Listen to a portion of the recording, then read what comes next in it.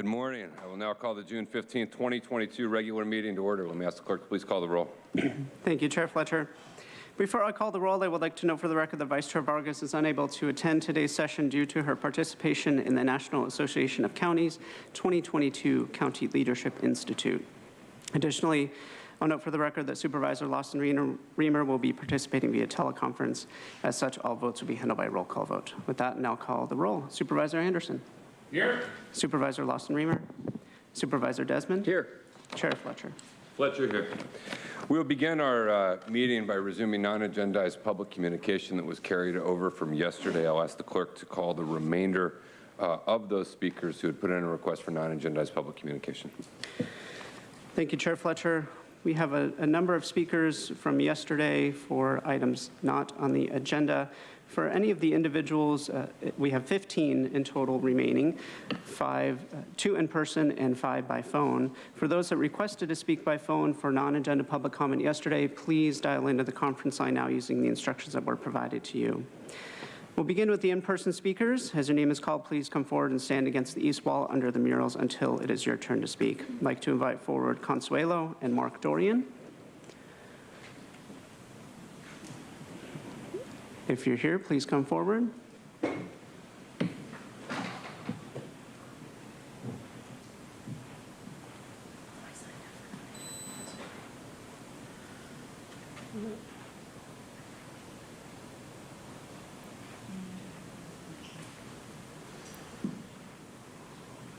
You'll have 2 minutes. Thank you. Consuelo. Whenever the UN or the World Economic Forum or anyone else at that level talks about sustainability and the Great Reset, they are talking about a planet with 50% fewer people. Klaus Schwab, World Economic Forum is a pupil of Kissinger. World population, quote, world population needs to be decreased by 50%, Henry Kissinger. COVID is for depopulation. The playbook never changes. First, they weaponize fear against an invisible threat. Then they tell you that they're the only ones who have the special ability to see, measure, and extinguish that threat. Then they use your fear-infused mind to engineer outrage, push false narratives, and obfuscate the truth. And it works every time. One day, many will hang their heads in shame when they realize the evil they defended and the heroes they ridiculed. Thank you. Final call from Mark Dorian.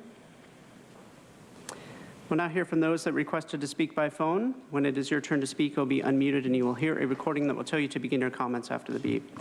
I'd remind the callers. Sorry, we're going to take a brief recess.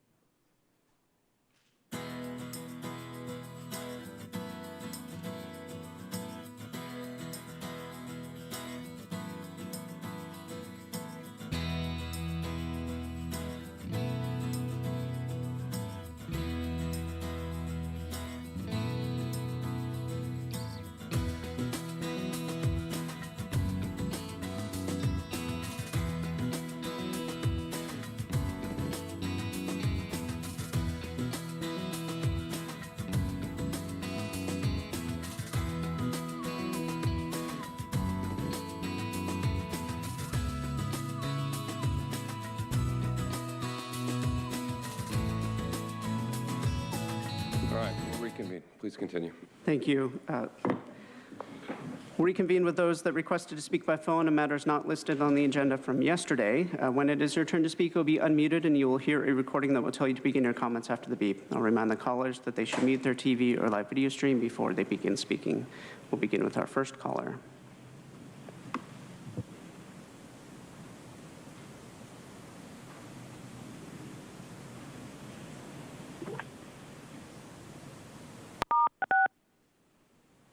Good morning, Board of Supervisors. My name is Becky Rapp. I'm a concerned parent and public health educator.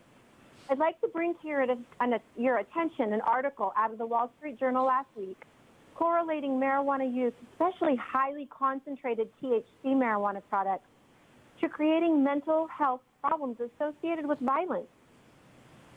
This highly important information has been given much needed educational coverage via several news programs, and politicians are listening. The article states that the public needs an honest discussion of marijuana's social and public health risks. Unfortunately, studies are indicating that the risk of perpetrating violence was more than twice as high for young adults who use marijuana. Kevin Sabet, former drug policy advisor to the Obama administration, stated, "Reports confirm that marijuana poses a significant health risk, especially to our children. This is a problem driven by legalization and the sale of high-potency products that get in the hands of young people. Daily marijuana emergency room visits in San Diego nearly quadrupled, and we are now currently at 40 visits per day for marijuana misuse in the county. Countless studies have also linked chronic marijuana use to schizophrenia. Scientists have reviewed scans of teenagers' brains before and after they started using pot. They found that parts of the brain involved in decision-making and critical long-term judgment were altered by marijuana users compared to non-users. I would strongly encourage you to take a close look at how high THC marijuana products correlate to mental health as you enable more marijuana products to be sold in our county. Is this really a good idea, especially now? Thank you." Thank you. We'll now hear from our next caller.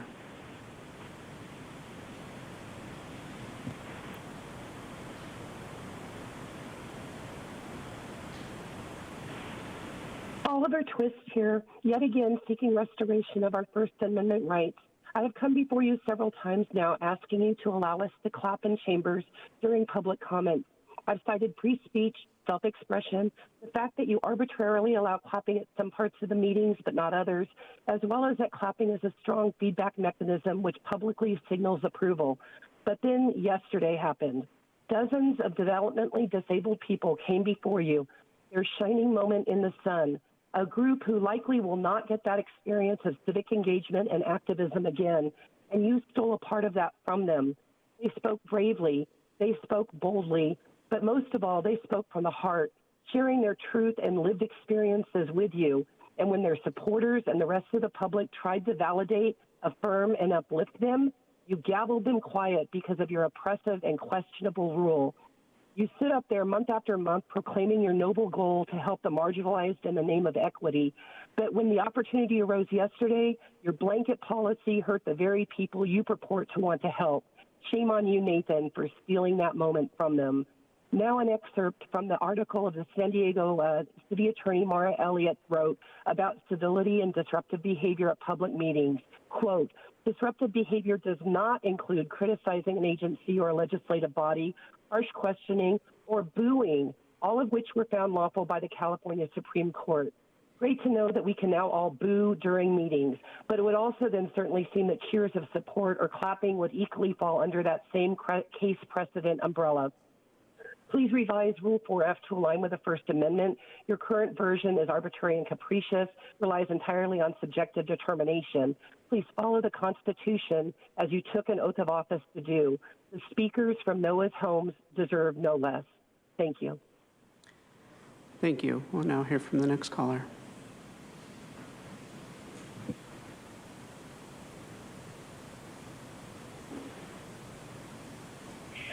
Sarah Biscarin, good morning. I would like to express my unhappiness about you choosing to expand the definition of women and girls to include men and boys. there are only male and female humans. A psychiatric diagnosis can't change that physical reality, nor can a very fervent wish. At your ages, I feel surprised about your confusion around this issue, particularly when it seems like I've heard you speak here many times about following the science. Plus, I believe many, probably nearly all of you, actually have children, and it seems like you should have some familiarity with how children come about. If you actually believe, as our elected officials, that you can change physical reality by proclamation or consensus or ordinance, and that that's scientific, I believe it indicates a pretty serious problem for your constituents. Allowing males who say they're females into bathrooms, locker rooms, shelters, and jails only make real women unsafe. I certainly feel less safe. Time will bear this out, unfortunately, as it has already in many parts of the country, as undoubtedly there will be real victims of your denial of reality. There's a great new documentary out relating to this issue, which might help give you some clarity, called What is a Woman by Matt Walsh and the Daily Wire. I suggest watching it. Thank you. That's all. Thank you. Now hear from our next caller.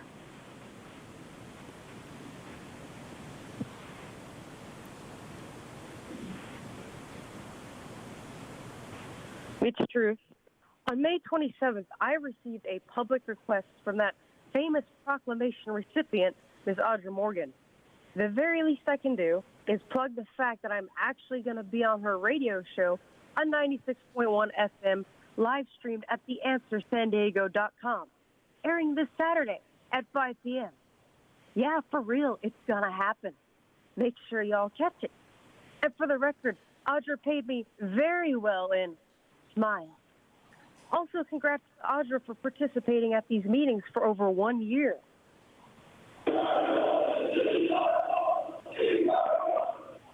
So, next, Joel, on June 10th, you were in Lakeside talking down to the people of East County, saying, it's my district. They live there too, don't they? And I heard you say you fought against expensive vehicle miles traveled building fees and that it was a 3-2 vote. What's the opposite of truth? Because the reality is that it was a 5-0 vote on the Regional Decarbonization Framework draft. The same framework for those VMT fees, which work toward the goal of having people not drive, along with so much more. Let me give an example. Sandag's regional plan, which is very closely aligned to the RDF, says, quote, our goals will require fundamental transformations in the economic, social, technological, and political fabric of life in California and in government regulating economic activities and personal behaviors, end quote. Joel, you told the people at the town hall that you're just working within the rules. Why don't you tell the people you mean the state's rules, that you don't actually intend to represent District 2? And I had to laugh, Joel, when you told people to come to these meetings, and they responded by saying you supervisors are known for being more interested in your phones. Sorry, Joel, you've long fallen off the old neutral political tightrope. Thank you. We'll now hear from the next caller.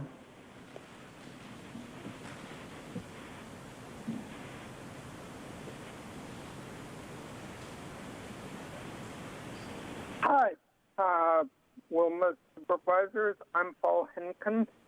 How nice to see your smiling faces, except Helen, please remove your mask.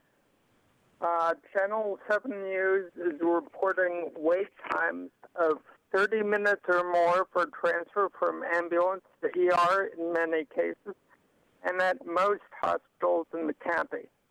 I'm sure these ridiculously long wait times from ambulance to ER are aggravating the number of deaths, COVID and otherwise, in San Diego County. If you can't breathe, have a heart attack, stroke, or bleeding all over, long time is definitely not what the doctor ordered. Even before the pandemic, about 1 in 3 ambulance patients waited more than 30 minutes to be admitted to the ER, but now it is way out of hand. The report shows wait times of over 30 minutes to several hours, ranging from 9% at one ER to 49% at another. Channel 7 has been aware of this since 2016, 6 years ago.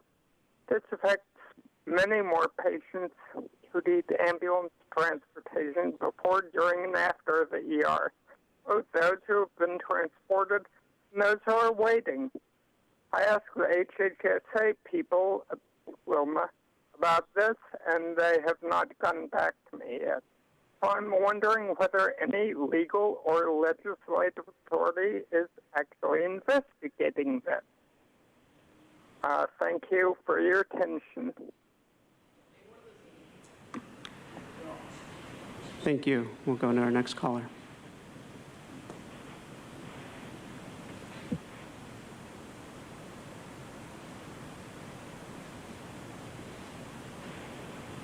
Good morning. This is Peggy Walker.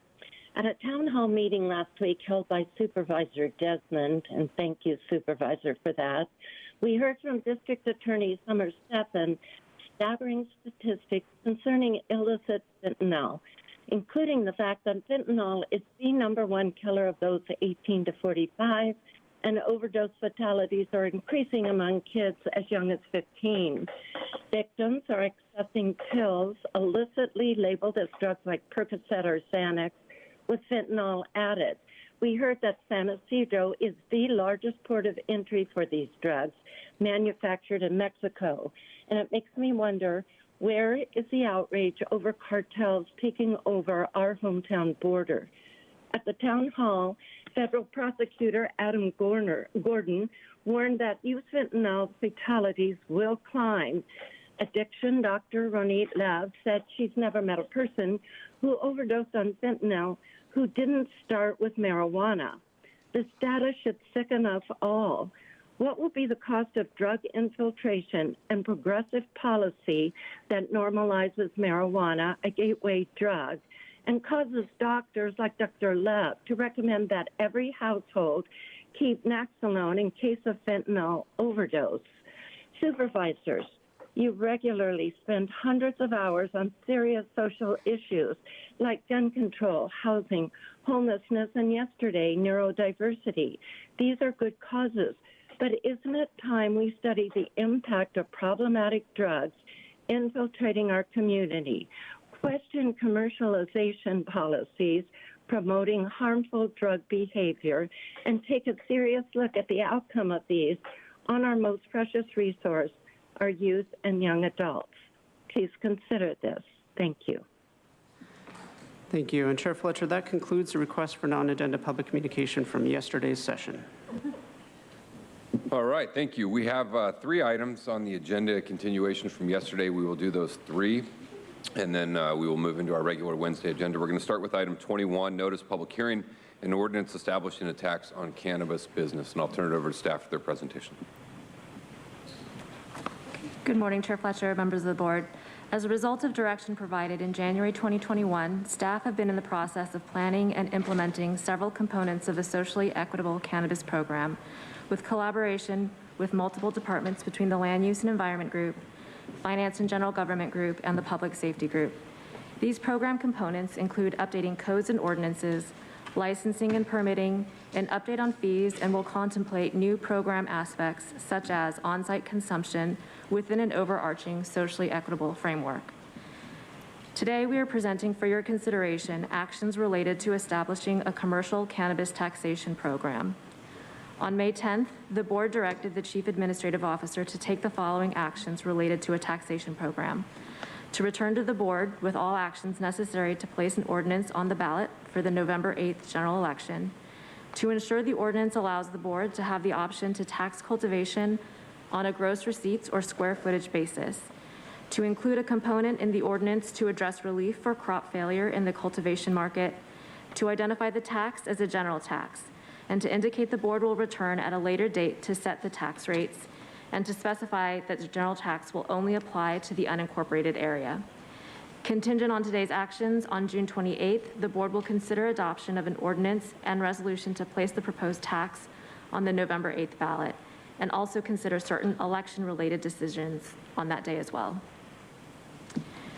So during the presentation to you today, David McPherson with HDL Companies, the county's cannabis tax consultant, will provide a general overview of the ordinance and the cannabis industry activities subject to taxation.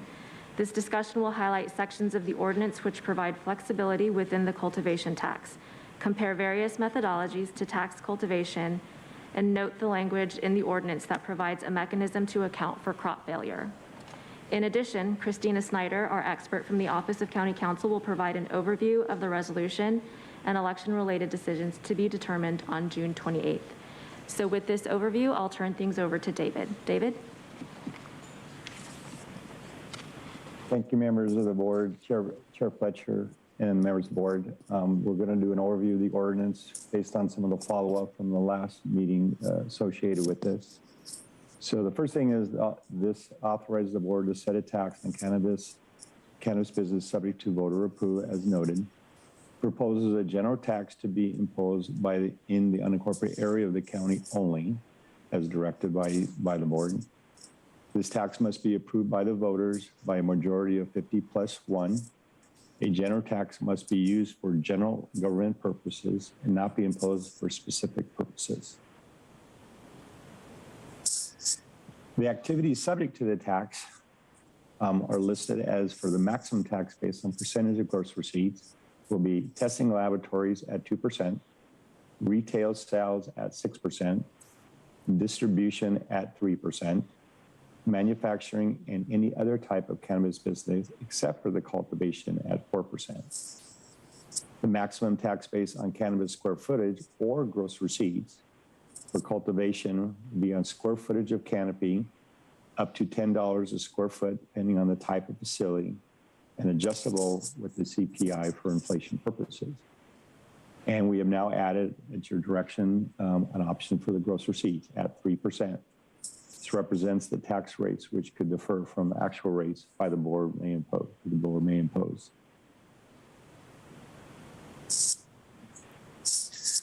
The cannabis cultivation tax methodologies, as discussed last time, requested is square footage directly tied to cultivation area, not on the license itself. It is a little more predictable, especially for budget purposes and easy oversight. Payment of the tax can be potentially eligible for business deductions for 280E rules for businesses, which is beneficial to them. It does not automatically increase with inflation, so a mechanism is necessary in the ordinance in order to do that. And we'll have that CPI for consideration each year. The gross receipt is directly proportional to the earnings of the business. It's less predictable because there's ebbs and flows on that of the cost, the revenues made from the businesses. The risk of reduction of underreporting of the gross receipts is a potential risk. The recommendation for annual financial audits is something to consider the gross receipt option. Looking at the weight element of this as a discussion, the price of the product can vary, causing the effective tax rate to increase considerably as the market price for the product goes down, neither proportional to the business earnings nor administratively simple in that methodology. We've been asked to look at and address the accounting for the crop fair. So we're providing relief for the possibility of crop failure in the cultivation market. We've adjusted section 22.426D that proposes that the tax administrator be given the authority to grant temporary disaster or crop failure relief to be impacted, that may be impacted by the business.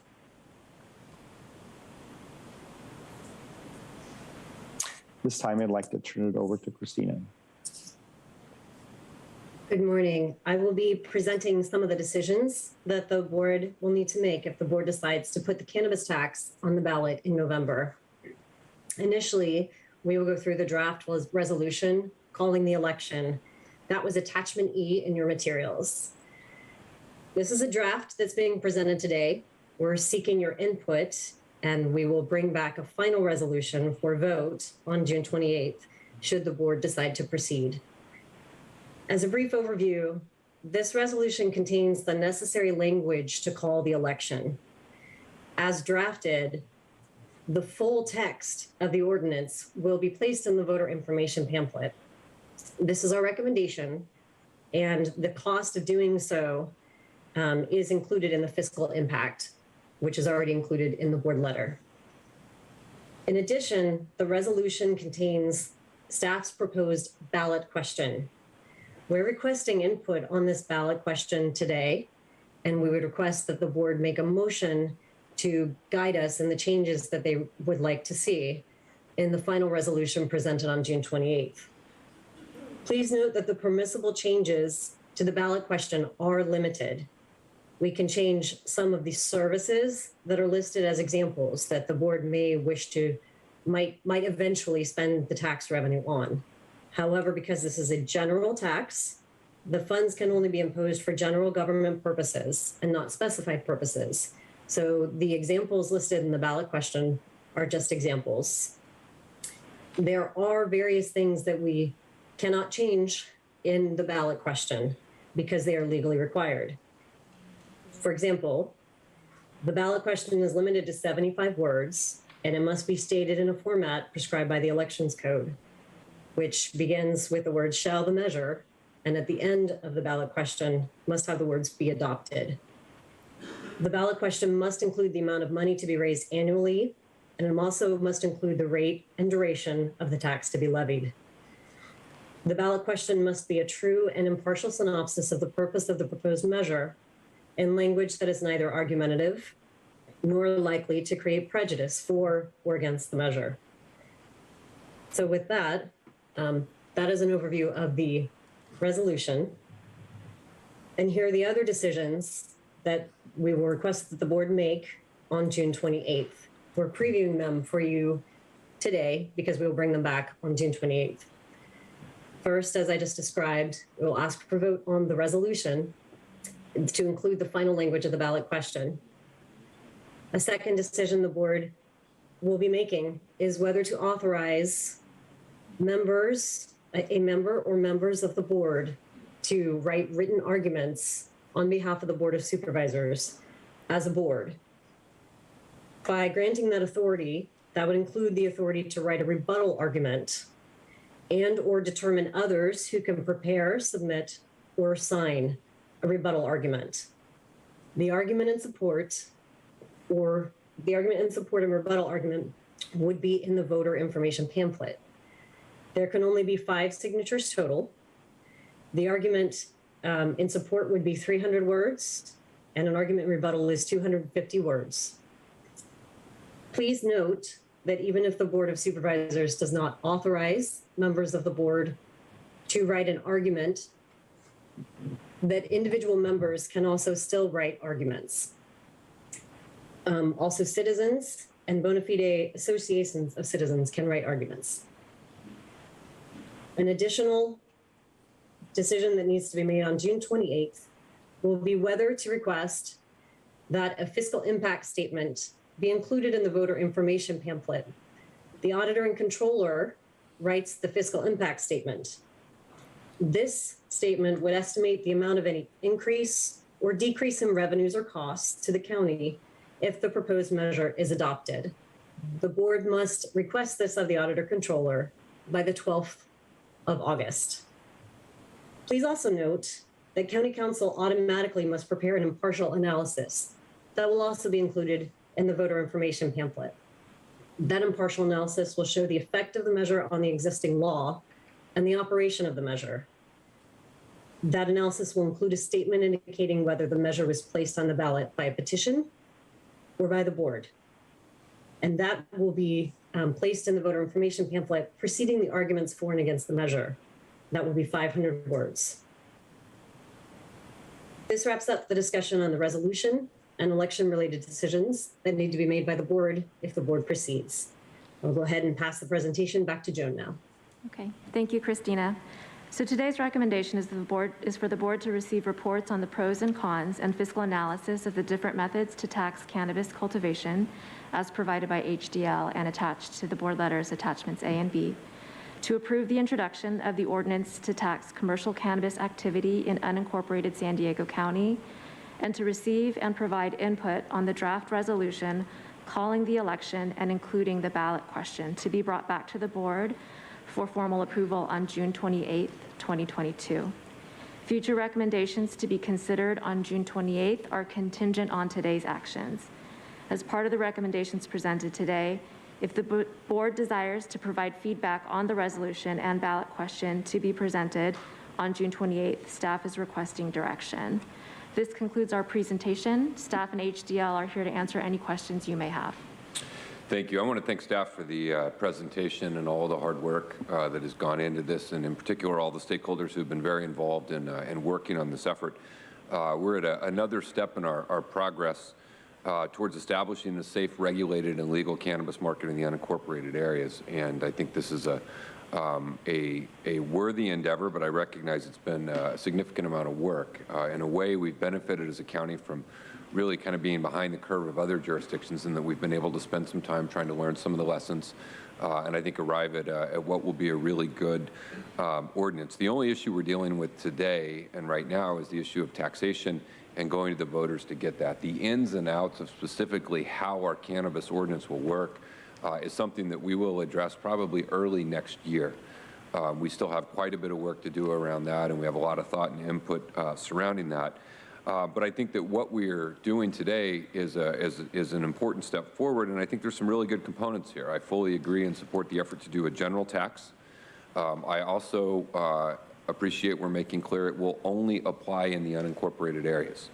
And there had been some uncertainty in the law around that. It would not make any sense for us to apply any tax in an incorporated area that may or may not have their own cannabis operation. So we're only looking at unincorporated, even though it will be a countywide vote. It's important to note that what we're doing here is not setting the tax rate. What we're doing is giving us the maximum authority that we can do, and then we will be setting that rate as we move through the process. And by having it set at maximum authority, we have flexibility as a board as we look into the future. We've seen certainly a lot of changes in the market surrounding this industry, and I think that we're doing a good job there. Our last meeting, I asked questions about different options for cultivation, specifically looking at taxation based on gross receipts or weight rather than just square footage. Also asked about cannabis crop failure, and I appreciate those are being included here. Again, giving us more flexibility as a board when it comes time to set that. We're being asked to weigh in on the ballot question as well. We have some limitations, as staff pointed out. 75 words is there. We do not have to adopt that today, though. That is something that we can come back on the 28th to adopt that final language. And I would like to ask when we come back that we bring some options around the language and have one option including something around public health or youth drug prevention in the list of potential things that it could go to. Obviously, as a general tax, we can't outline specifically what it would go to, but we have a range of things that it could go to. And I would like one option to include public health and youth drug prevention as things that are there. Also, at our 28th meeting, when we come back, we're going to decide as a board whether we want to have member of the Board of Supervisors, some group or individual member write arguments in support and perhaps rebuttal arguments in opposition, and whether we want to have a fiscal impact statement included in the voter guide. That's a decision we'll make on the 28th. I believe we should do both of those. I believe we should have a fiscal impact statement. I think it's important for voters to know when they go to vote what the fiscal impact would be. And I also think as a board, either an individual member in support of this or maybe a couple of them signing an argument in support would be good. And I would like to extend the offer as a board, if there's a Board of Supervisors who's opposed to this, to perhaps do the rebuttal. But I definitely think we should have arguments in support and rebuttal arguments in opposition. Again, that's a decision we'll have to make on the 28th. But I think all of those are appropriate for us to take. Let me hear from public speakers. Pardon me, Chair, 1 sec. And we're just going to look at the state law allows the rebuttals to be authorized by the board. We're looking at whether we could do that on our local law. We'll have that for you as far as whether that's possible to authorize a rebuttal at this level. So far, we don't have support for it, but we're going to look at that. Didn't we just talk about rebuttals? So it sounds like the rebuttal would be an individual act. Christina, chime in if I'm getting this wrong, but it sounds like as a board, we can provide an argument in favor. Rebuttals would be an individual act, not of the board. Okay. And I will chime in, and I apologize for not making this clear. If the board authorizes an argument in support, if an argument against is submitted, so then there's now one argument in support and one argument against, then the individuals who are writing the argument in support can write a rebuttal to the argument against. So there are four things in the voter information pamphlet: argument in support, argument against, rebuttal to the argument against, Rebuttal to the argument in support. So the board could then authorize the argument in support, and could we also do the rebuttal to the argument against?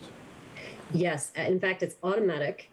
If the board does authorize members of the board to write an argument in support, then those members automatically have the authority to write a rebuttal. Who It's the same. decides what argument in opposition is what's listed in the voter guide? It depends on what arguments are submitted in opposition. So if there is only one argument submitted, then that one would go in. But there is actually an order of priority if several arguments are submitted in opposition. And that is outlined in the elections code. The elections official, the registrar of voters, would use the order that's outlined in the elections code. And the first would be the Board of Supervisors, a member or members of the board, that would get priority. Second would be an individual voter, association of citizens, or combination thereof. Third is a bona fide association of citizens. And fourth would be individual voters who are eligible to vote on the measure. Yeah, got it. So if a board member wanted to write the argument in opposition, a member of the Board of Supervisors, then that would de facto be the highest priority and they would be the one. So it wouldn't be a decision of the Board of Supervisors to authorize a member of the board to be the opposition. But if they wrote the opposition, then that would be the one that would be listed. Is that correct? That is correct. Okay. And then the board as a whole could write the rebuttal to that opposition. That is correct. Who determines the rebuttal? Is the rebuttal to the argument in support in the same precedent order outlined in the election code? It is. Okay. Okay. Good. I think we know that. Again, those are things we can figure out on the 28th. Today, just providing some direction and then advancing the overall issue. But let's go to our public speakers and then we'll come back to board members. Thank you, Chair Fletcher. We have 12 requests to speak on this item, 1 in person and 11 by phone. Also note for the record that we received 5 e-comments, 2 in favor and 2 neutral. For the members of the public that requested to speak by phone on item 21, please dial into the conference line now using the instructions that were provided to you. We'll begin with the in-person speaker in favor of this item. I'd like to invite forward Jim Whalen. You'll have 2 minutes to address the board.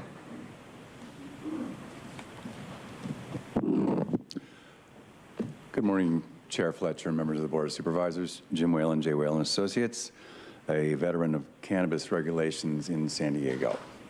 I'm off the Planning Commission, and we did about 25 dispensaries.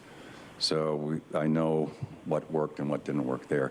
I'm here in support of the staff recommendations. The only comment I have right now is I'm not sure that the square footage idea is a good one, because there's a $25,000, I think, amount for forgiveness of taxes, but that's really a pittance when you think about the cost of setting up a periodic grow. There'll be 3 or 4 a year, and maybe it's $100,000 each time.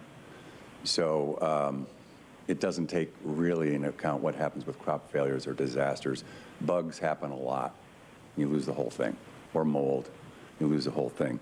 That's makes me think the gross receipts method is the way to go. And I also think you have the tax percentages about right. And that's all I'll say. Thank you. Thank you. We'll now hear from those that requested to speak by phone. When it is your turn to speak, you'll be unmuted and you'll hear a recording that will tell you to begin your comments after the beep. I'll remind the callers that they should mute their TV or live video stream before they begin speaking. We'll begin with our first caller.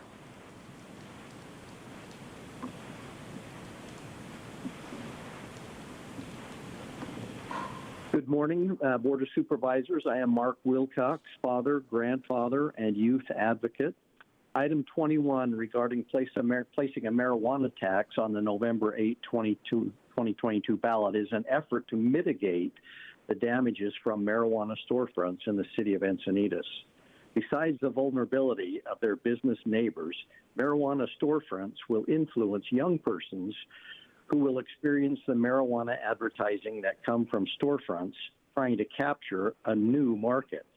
Also, our youth will undoubtedly be influenced by the visuality of seeing marijuana sales and use as part of the commercial marketplace.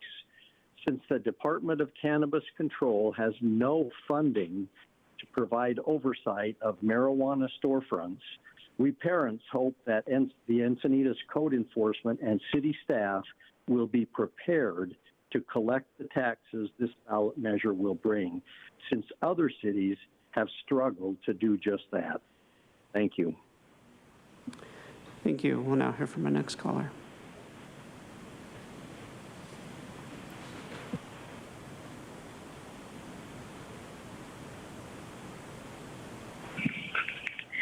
Good morning, Board of Supervisors. My name is Terry Ann Skelly. I'm here and I'm working on behalf of young adults to safeguard their passage to productive adulthood. The suggested marijuana tax rate for marijuana storefronts in item 21 for the county should be reconsidered. I respectfully suggest that since the city of San Diego has a marijuana storefront business tax of 8%, and so should go for the county. However, make no mistake, taxes collected from marijuana businesses do not diminish the harm they create for young adults and to the neighborhood. FYI, the city of San Diego has only collected taxes from less than 50% of their marijuana businesses. Does the county have the staff potential to go after these tax-dodging people? And should we remember that no planning group has asked the Board of Supervisors to consider putting marijuana businesses in their communities? It was the marijuana business community who asked for it. Many of us wonder why and what sort of clout the marijuana business community has that they have took precedence over the many needs that planning groups have for what they've asked for. It will never be a good thing for our youth to see the advertising and marketing that will come from having marijuana businesses in their communities. Thank you for this opportunity to share with you my concerns regarding the most unfortunate situation of more marijuana businesses in our small rural communities. Thank you. We'll now hear from the next caller.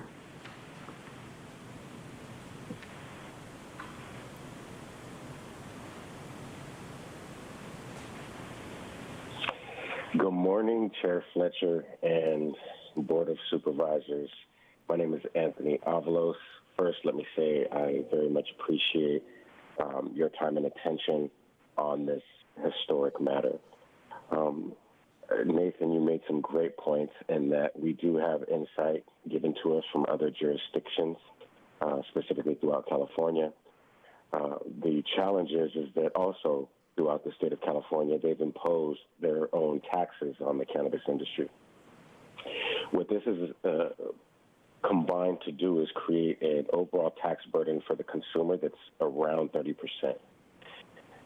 A 30% markup on cannabis products is most likely what is driving 80% of cannabis consumers to the illicit market. With that being said, we do have to be very careful as to any tax addition that we put on top of state levied taxes. Now, specifically to support social equity businesses in the absence of social equity definition, but also with the knowledge that a social equity assessment is being conducted. The tax measure should include and specify a tax class, for social equity business to take advantage of a special tax rate for a set duration. Equitable durations should be applicable for about 5 years or until a business reaches $10 million in gross revenue, whichever occurs first. The $10 million in gross revenue is something that Green Growth CPAs, a leading national cannabis accounting and advisory firm, reviewed their vast portfolio and assert that cannabis companies see a marginal profit of only about 10% if their gross revenue is under $10 million, which is barely enough to cover staff in most cases. Once a business earns over $10 million, Green Growth states that profits generally increase to 15 to 20%, which provides additional financial flexibility for businesses. Thank you. Thank you. We'll now hear from the next caller.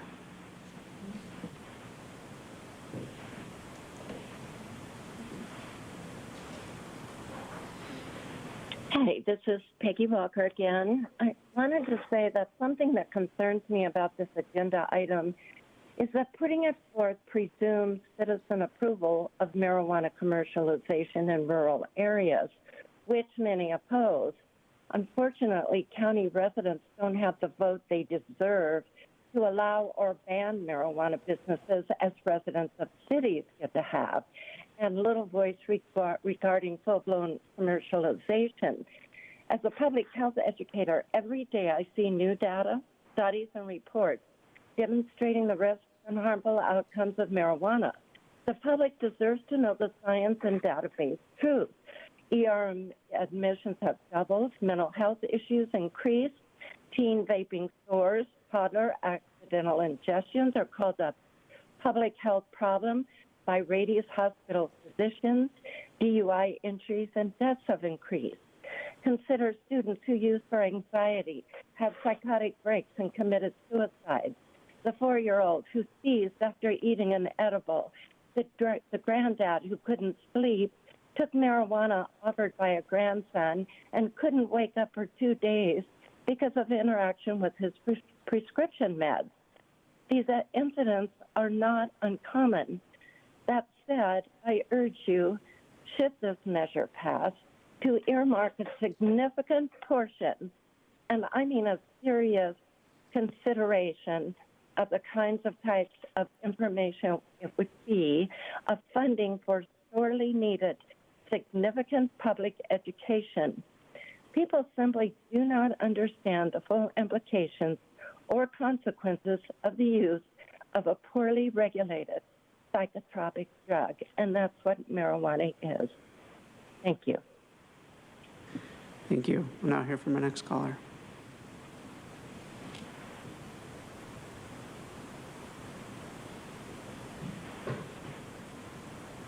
Good evening. Good morning, rather. This is Kelly McCormick. I'm a public health educator and the parent of 2. I support the tax on the marijuana businesses. However, the commercial marijuana industry will carry costs that cannot be measured in dollars and cents. The link between marijuana use and mental illness are well documented. Numerous studies from well-respected institutions and publications detail the risks of cannabis-induced psychosis, earlier onset of schizophrenia, suicidal thoughts, and completed suicides, with the most vulnerable being those who begin using high THC marijuana before the age of 25, while the brain is still developing. The pot industry does not care about these lives. I urge you to take a look at the social media accounts of the commercial marijuana retailers, which aggressively and shamelessly promote high THC concentrates to young consumers. San Diego County Hospital emergency departments treat an average of 39 marijuana-related cases each day. This places a huge financial burden on hospital emergency departments and strains hospital capacity. It also increases the burden on first responders and ambulances, as we heard before, also mental health care providers. Pardon me. This board confirms there's a mental health crisis, yet looks the other way when it comes to marijuana. While tax money cannot make up for these costs, I urge you to anticipate the costs that can be accounted for. Thank you. Thank you. Now hear from the next caller.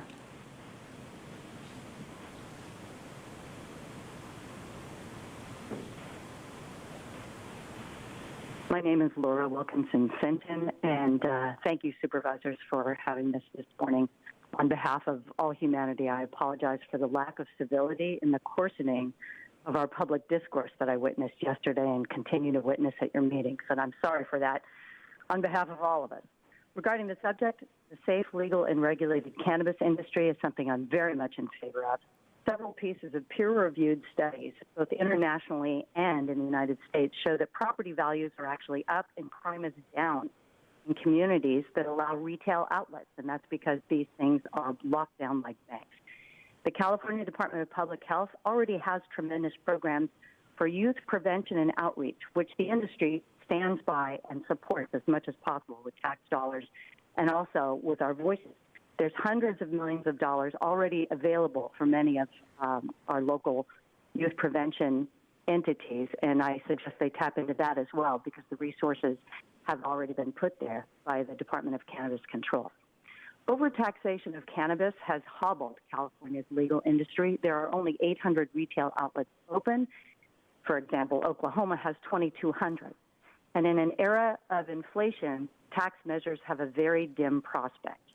I'm surprised the county is not considering using development agreements in lieu of this. Development agreements also guarantee revenues, but they diminish the litigation and truly help social equity candidates in cannabis with a closer relationship with the county. Imperial Beach, National City, Hollister, California, and several other California municipalities use development agreements in lieu of hard-to-pass tax measures.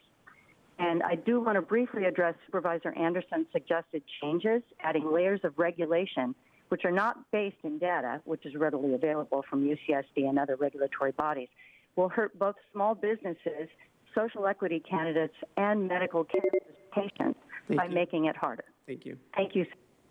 Now hear from the next caller.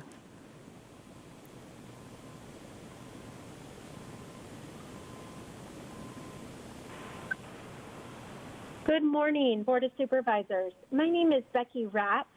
I'm a parent and a public health advocate who is concerned with the negative impact marijuana businesses are having on our communities. I strongly oppose the marijuana ordinance for moving forward and feel these businesses will be detrimental to the public health and safety of our communities. With that being said, I recognize that if you decide to move forward, it's crucial that a tax ordinance be put in place. Taxes should be allocated to the general fund and then redistributed to communities most negatively impacted by marijuana businesses. Counter advertising, prevention messaging, as well as improvements to recreational and after-school programs should be of the utmost priority. I would strongly suggest that the board authorize the ability for board members to write statements with real, authentic information quoting medical professionals who understand the detriment marijuana products have on mental health.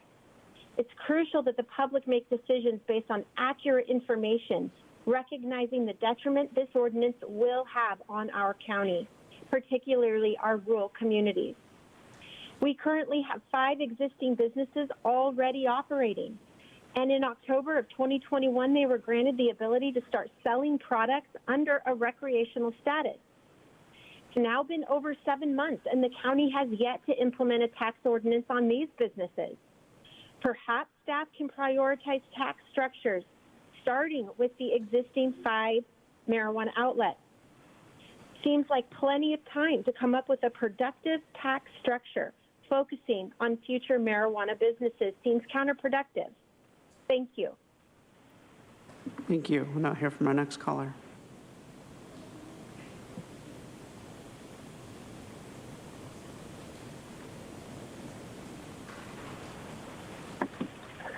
Good morning, Board of Supervisors. My name is Travis Lyon. I'm the chair of the Alpine Community Planning Group. At the May 26 meeting, we did discuss and review and wanted to provide comment on the county's socially equitable cannabis program and the types of tax ordinances under consideration.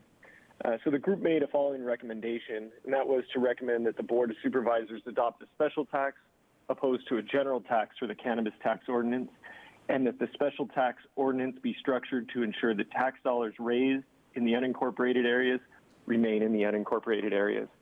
I personally believe that the municipalities throughout the county of San Diego who are already operating retail outlets and have tax structures in place have the ability to utilize those tax revenues in those communities for the benefit of those communities. And I'd like to see the county adopt a similar approach. So with that, the only other thing, on a personal level, I'd like to state that at the time of our meeting, we did not have Supervisor Anderson's board letter that'll be on your agenda for the meeting scheduled later today. And I just want to voice my personal support for that as well. So thank you so much for your time. Thank you. Now hear from the next caller.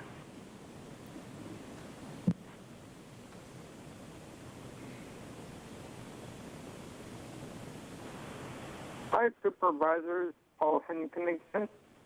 A cannabis tax on business owners will adversely impact any business who sells cannabis on the side, like grocery store, which has a small cannabis section. It would be more equitable to tax the people who actually buy and use the cannabis product, which would be more of an approximation of the proportion of the business actually devoted to cannabis? And do you include the hemp ropes, which used to be used by the Navy? This tax thing is only for the unincorporated area, and that's discrimination. I think all businesses should have an equal opportunity to fail from tax and accounting costs. And the agenda has quoted costs of about $1.5 million for ballot and tax and computer costs, offset by annual revenue of at least $2.9 million. Does that take into account inflation, which is currently about 8%? And does it take into account businesses that will have to close due to inflation or the ridiculous cost of business, utilities, salaries, taxes, goods and services? And so they won't be paying cannabis taxes. There are a lot of things to think about, and I don't think a cannabis tax is the best way to go. A speaker before mentioned some kind of development grants or something like that, which sounds like it would work a lot better. Thank you. Now hear from the next caller.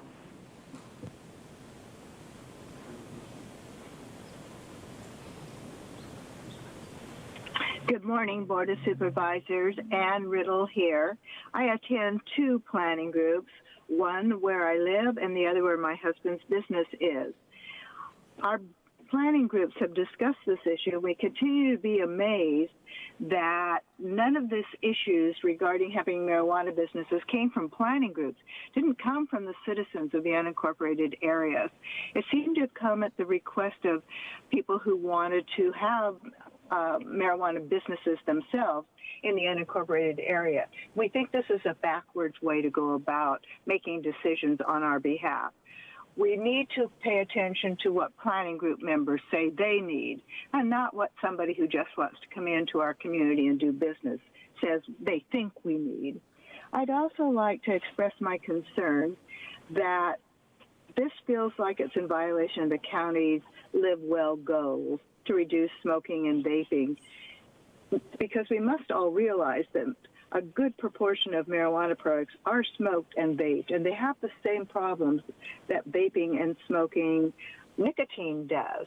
And to perpetuate more businesses that bring those products into our community seems unwise, where on the one hand, we're trying to do something about smoking and vaping of nicotine, but on the other hand, now we're enabling businesses that produce and sell products that would be smoked and vaped.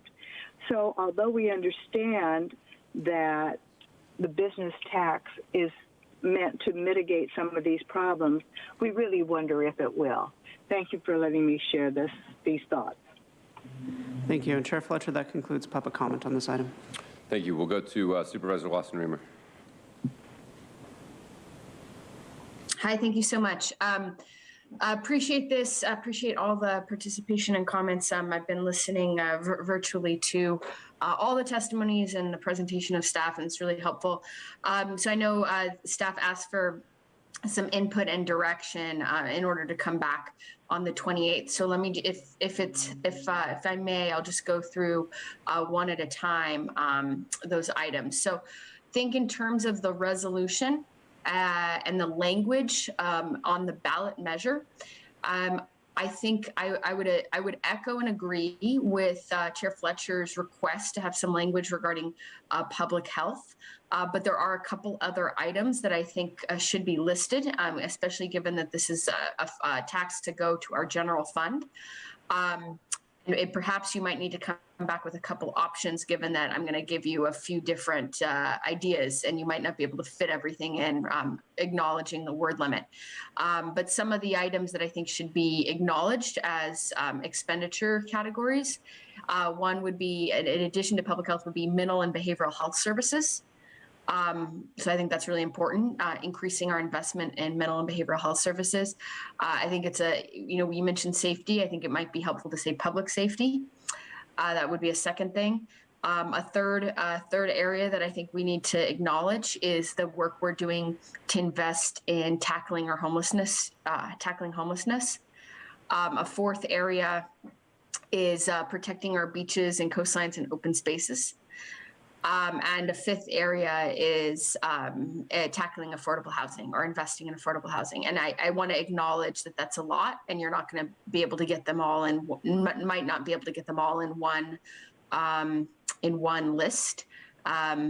So, acknowledging that we might need a few options, but in addition to the things already listed in there, and in addition to the points made by Chair Fletcher, I think those are some additional areas that would be helpful. So let me just pause there. Is Christina, are you leading on this, or who's leading on this? I want to make sure if I need to repeat that, I do that now.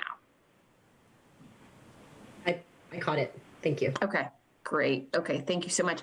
And then, and again, that doesn't mean to delete the pieces that are already in there. I think it might be helpful actually to potentially expand, parks, open spaces, road safety. And then the last thing is fire evacuation, fire safety routes.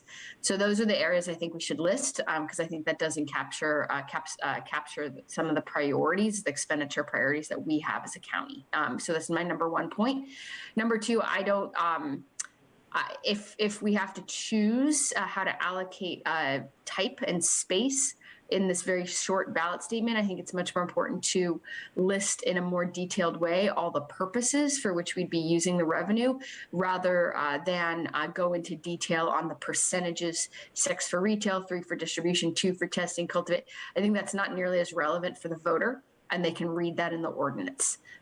So my preference would be to spend more time on what we're going to spend the funds on, and significantly less on the exact taxation structure, because that is detailed in the ordinance. So let me pause there again. Is that a feasible kind of redistribution of focus in the ballot statement? Christina, can you weigh in? I know there's specific requirements. Yes, the most legally defensible language would be to include the different percentages. I know it takes up a lot of words, but because of the specific requirements of Elections Code 13119, they require us to list out the annual tax rates. That is the most legally defensible way to do it. But you don't have to estimate the amount that it's generated that's estimated to generate, right? The generated and estimate 2.9 to 5.6. That is required as well. That's right. Okay, well, you might not have a lot of space, but I think what I'd ask you to do is see if there's anything you can do to try to shorten those pieces, because I think as a voter, I'm significantly more interested in sort of what are the funds going to be used for. And I think that's where we really owe transparency and accountability to voters. And that's really not sufficiently elaborated here. So I think that's just like an important to try to do the best we can and come back with some options for us. So, okay, so that was my first point. My second, I strongly agree with Chair Fletcher. I do think we will want the ability to write a ballot, an argument in favor. And I followed the whole conversation about rebuttals and not rebuttals. I'm supportive of Chair Fletcher's position, and we do want to be able to write a ballot statement in favor of this, which of course then brings with it the ability to rebut any kind of opposition. So that's my second feedback in advance of the 28th. And then the third, I just wanted a little bit of greater clarity on the fiscal impact statement, which I just wanted to clarify. Is this a statement that looks at revenues to the county, or is this a statement that looks at economic impacts sort of across our economy? I believe it's the former. Christina, can you just confirm for me?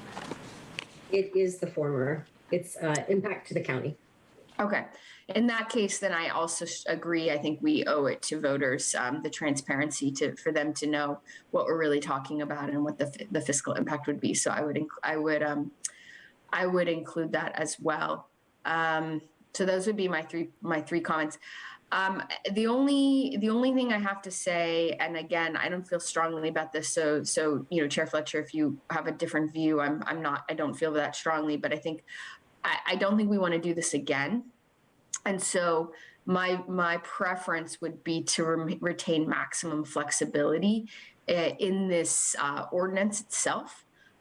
So while I agree it makes sense to impose the tax only on the unincorporated areas, I wonder if it might be feasible and advisable to allow board discretion on that matter in terms of where the tax is actually applicable, but ask the voters for the grant of that discretion so that the board then can adapt, because it is hard to sort of anticipate what might come in the future. So I guess it's a question for staff of whether that flexibility is possible, but also a question for Chair Fletcher regarding your feelings on that. And again, really not feeling particularly strongly, but more concerned about how do we retain maximum flexibility and not need to go back to the voters again. So the ordinance as it's drafted is specific to a general tax in the unincorporated area, and we would have to change that. Yeah, Supervisor Wasserman, just my opinion on this. I don't think it would be in our best interest to change that. I think if the board were to retain the ability to put an additional tax on incorporated jurisdictions that already have their own tax, I think we would spend the entirety of the fall heading into November trying to explain why we would possibly want to double tax people who already have their own cannabis ordinances, and I think it would be an overall distraction from what we're trying to do. So I would recommend we leave it where it is, just because each of those jurisdictions either has a cannabis ordinance and has their own level of taxation or has chosen not to do it, in which case there would be nothing to tax. And so the only scenario by which we would use that would be a double taxing on top of another jurisdiction. And I just think even if we didn't intend to do that, if we made a point to explicitly retain that right, I think it would be a distraction from the overall efforts to go out and talk about what we're doing. Okay, yeah, again, like I said, I didn't feel strongly. I just wanted to raise it as a question. So that's fine with me. And then I think a similar question regarding the taxation rates, which I think are sound correct, but I'm wondering if it makes sense to retain flexibility to go to regarding those rates, or whether we want to be as specific as we are in the ordinance language. I think, let me have staff clarify. I think all we're doing is setting the maximum, and then we have complete flexibility below that maximum amount. Is that correct? That's correct, Chair. Okay. Yeah, so that was the aim, was just to set this is what the maximum would be, and then we retain 100% flexibility from that maximum amount all the way down, and we can change that as needed. Okay. Great. Well, then I just want to thank staff for your great work. And I know those are the pieces you asked for our feedback on. And, I think it's important that as we move towards having a safe and regulated cannabis industry, that we also have fair taxation and utilize those revenues for the investments that we need and the services that we need in our county. And I think this is a really positive direction. Thank you. We take that as a motion to approve the recommendation? Sure. All right, I appreciate it. Thank you, Supervisor Wasserman. I will happily second. Let me go to Supervisor Desmond. Thank you, Mr. Chair, and I really appreciate staff's effort. You put a lot of time and effort into this. I do have a question, though, just based on the last conversation. How is it that, I guess this is going to be a county-wide, everybody in the county is going to be voting on this tax, yet it's only going to apply to the unincorporated area.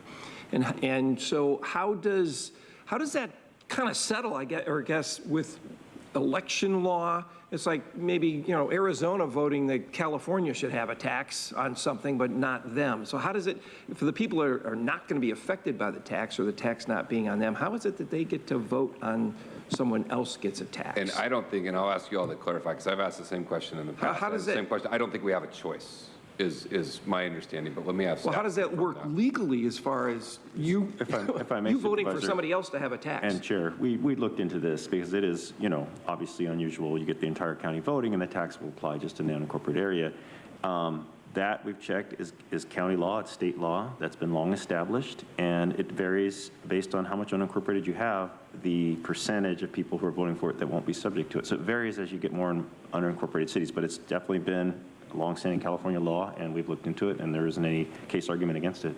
So, And we don't have any choice. And you have no choice. We have you no to pick choice. one of We the, can't say just the unincorporated vote on it. No, you That's not an cannot. option. We've looked into that. All You right. can't do it. I've got some other comments here. Well, you know, I too would like to see, if it's been brought up, that tax revenues actually stay in the unincorporated areas, but I understand you can't do that. But, you know, if that's where the taxes are being raised and the impacts are, so just my 2 cents on there. And I, to be honest with you, I agree with Supervisor Lawson-Remer, and I kind of wrote down all the other items she was talking about, you know, the mental, you know, including language on mental health, behavioral health services, public safety, homelessness, beaches, affordable housing, parks, public safety, child welfare services, senior services. I think that's where we should be putting our focus now, as opposed to how do we get more accessibility to marijuana. And I understand it's a tax bringing more money towards it, but I really think all these other things are really the business of the county and where we should be focusing our efforts first. And I represent a vast portion of the unincorporated area. With the new redistricting, I've got the biggest portion of the unincorporated area now in my district. And many of the residents there, including the planning groups and sponsor groups, they do not want dispensaries or marijuana smoking lounges in their communities. And I'm not trying to deny anybody access to medical marijuana. If a doctor prescribes you medical marijuana, go for it. If you're in hospice, go ahead. If you're an adult and using marijuana, go ahead. But I do think I got to look at how society has been going here lately and the number of overdoses, the number of suicides that are out there. And according to Sandag, you know, the vast majority of the people who are now partaking in recreational drugs started with marijuana, and unfortunately, many of these drugs now are being laced with fentanyl. So I'm looking at this more holistic on society. Is this good for society, bad for society? And I just don't think at this point in time that, especially dispensaries in the unincorporated areas with smoking lounges is not the place to be. So I graciously accept the offer to write an rebuttal. I don't know if I'm going to do a rebuttal to your rebuttal, but at least do the one. But I'm not going to be supporting this item today. Thank you. All right, thank you. Chair, if I may, one point that I'd like to just emphasize. Chief Deputy Christina Snyder made a point, but this 75 words was carefully crafted. Most of that is required, and we were only with staff able to come up with 1, 2, 3, literally 6 words for the payload of journal. So I just want to lay that out there with there's all this community interest. What we will do is lay out those, and you'll have to pick. When we come back on the 28th, we're going to have some tough decisions to make, because I think collectively we've all outlined probably about 60 words for about 6 words of space. So we will have to workshop that a bit when we get to the 28th. And I think your point's well taken that because of other things we have to do, we know we have to do, or we know we should do because it puts us in the strongest legally defensible position. We don't have a tremendous amount of flexibility. So on the 28th, we'll have some options. And we have shown ourselves very adept at working through some complex worksheets and options. And I think we will get there, but it is a challenge we need to all kind of understand as we go forward. Okay. With that, we have a motion by Supervisor Lawson-Remer, seconded by myself, to adopt the 3 recommendations here, understanding the work that we have to do when we come back on the 28th. And I'm not seeing any additional requests for board members or staff comment on this. May I ask the clerk to please call the roll. Thank you. Supervisor Anderson. Aye. Supervisor Lawson-Remer. Aye. Supervisor Desmond. No. And Chair Fletcher. Fletcher, aye. That motion passes with Supervisor Desmond voting no, all other supervisors who are present voting aye. We're going to go to agenda item number 22, notice of public hearing, approval of the conflict of interest code for a variety of entities. I will make a motion to approve. Is there a second? Second. We have a motion by myself, seconded by Supervisor Anderson. Let me ask the clerk call forward any public speakers on item 22. Thank you, Chair Fletcher. We have 2 requests to speak, 1 in person and 1 by phone. For the individual that requested to speak by phone on item 22, please dial into the conference line now using the instructions that were provided to you. We'll begin with the in-person speaker in opposition to this item. I'd like to invite forward Mark Dorian. You'll have 2 minutes to address the board.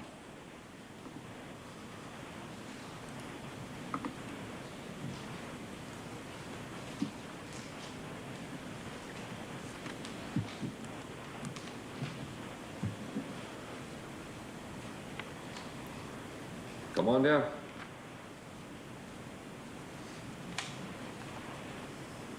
We have a slip for you, request to speak on item 22.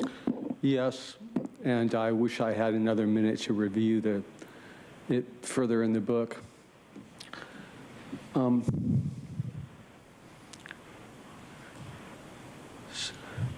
It's okay, let my time go while I think. Oh, I would like to say, by the way, that I missed my non-agenda comment this morning, and that I would appreciate it and think it would only be decent, at the very least, to give me that time, even right now, if you like. No, because you made me come back a different day. I understand. But a different, we're on agenda item 21. And, yes, Dorian. I understand. We need you to comment on 21. Okay, and? 22, I apologize. Okay, and you really should have completed the non-agenda comments yesterday. I understand. Your comments are off topic. If you have a comment on agenda item 22, please do that. Yeah, I think that was really unfair of you. I don't have any more comment on this particular topic. Thank you. Next speaker. Thank you, Chair Fletcher. Not seeing the caller that requested to speak by phone in the call-in queue, that concludes public comment on this item. We have a motion by myself, second by Supervisor Anderson. Please call the roll. Thank you. Supervisor Anderson. Aye. Supervisor Lawson-Remer. Aye. Supervisor Desmond. Aye. Chair Fletcher. Fletcher, aye. That motion passes unanimously with all supervisors who are present voting aye. I'm going to go to agenda item 24, County of San Diego and San Diego County School Districts. Make a motion to approve. Is there a second? Second. Second by Supervisor Anderson. Let me ask the clerk call forward any public speakers on item 24. Thank you, Chair Fletcher. We had 2 requests to speak on this item, both by phone. We'll give the callers just a moment to dial in. Any individuals that requested to speak on item 24 by phone, please dial into the conference line now using the instructions that were provided to you.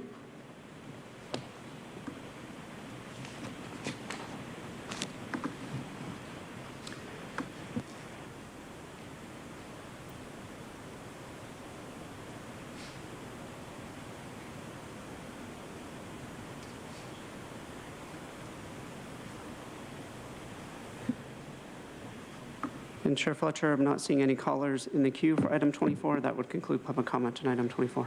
Motion by myself, second by Supervisor Anderson. Please call the roll. Thank you. Supervisor Anderson. Aye. Supervisor Lawson-Remer. Aye. Supervisor Desmond. Aye. Chair Fletcher. Fletcher, aye. That motion passes unanimously with all supervisors who are present voting aye. We're going to take a 10-minute recess to allow staff to reset for our land use agenda. And in 10 minutes at 10:30 a.m. sharp, we will resume our meeting with the regularly scheduled Wednesday agenda.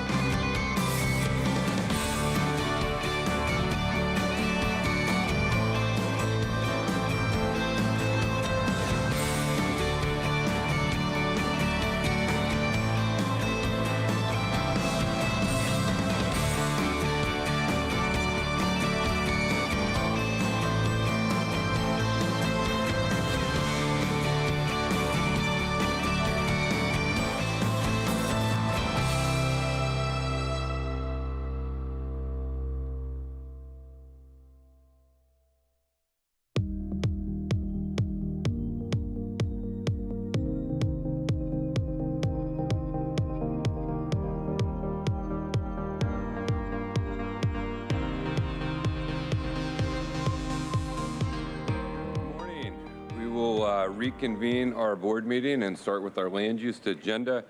First on the agenda is non-agendized public communication for our land use agenda. Opportunity for the public to address the board on matters that are within our jurisdiction but not on today's agenda. The only action we may take is a referral to the Chief Administrative Officer. Reminder, according to Rule 4A, members of the public who are non-English speaking and need additional time for translation will be provided it. According to the rules of procedure, we will have 5 speakers in person and 5 virtual. Any remaining non-agendized public speakers will be heard at the conclusion of the rest of the agenda. I'll ask the clerk to call forward up to 10 public speakers, 5 and 5. Thank you, Chair Fletcher. We have 15 total requests to speak on matters not listed on the agenda, 5 in person and 10 via phone. For those that have requested to speak via phone, please dial into the conference line now using the instructions that were provided to you. We will begin with the in-person speakers. As your name is called, please come forward and stand against the wall, the east wall under the murals, until it is your time to speak. You will have 2 minutes to address the board, and I'd like to invite forward the following individuals: Robert German, Shauna Django, Audra, Consuelo, and Mark Dorian. If you could please state your name before beginning your comments. Good morning, Robert Gurman. Today I have a slideshow to highlight the positives of MCAS as the Grand Central Station of San Diego, which would include a multiple runway commercial airport. The first slide shows all the types of public transportation leading to a true public use airport for all of the citizens of San Diego County with room to expand. Just connect the different transportation sectors for a San Diego transportation hub, or whatever you want to call it. Drones. I want you to make a point of noticing the elevation. Next slide. Are we moving along here? Yeah. The subsequent slides show how aviation has changed and the future of aviation, which will make the remodel of Lindbergh obsolete. In early 2000, the leaders of San Diego knew San Diego needed a multiple runway international airport.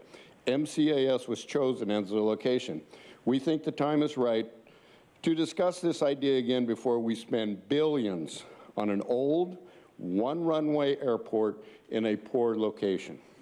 Thank you, and any comments? That came actually from a noise and emissions symposium at UC Davis, and that is self-explanatory. Anderson on 60 Minutes is actually up, and that is flying. It's going through certification right now.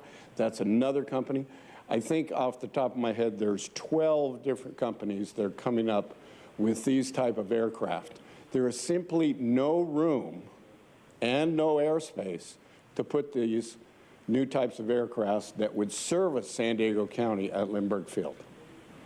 You just don't have the room. 633 acres at Lindbergh is not enough when I think the average for an international airport is 3,000. That's what Mr. Props said. Okie dokie. Thank you. Thank you.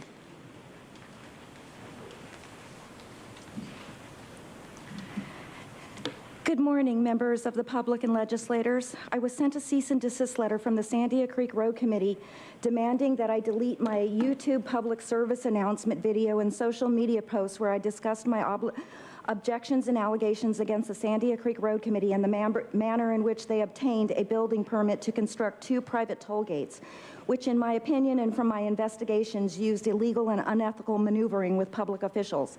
I believe that they sent to me to wrongfully threaten and coerce me as a method of retaliation and harassment, and is in violation of my First Amendment right to free speech in connection with this very public issue.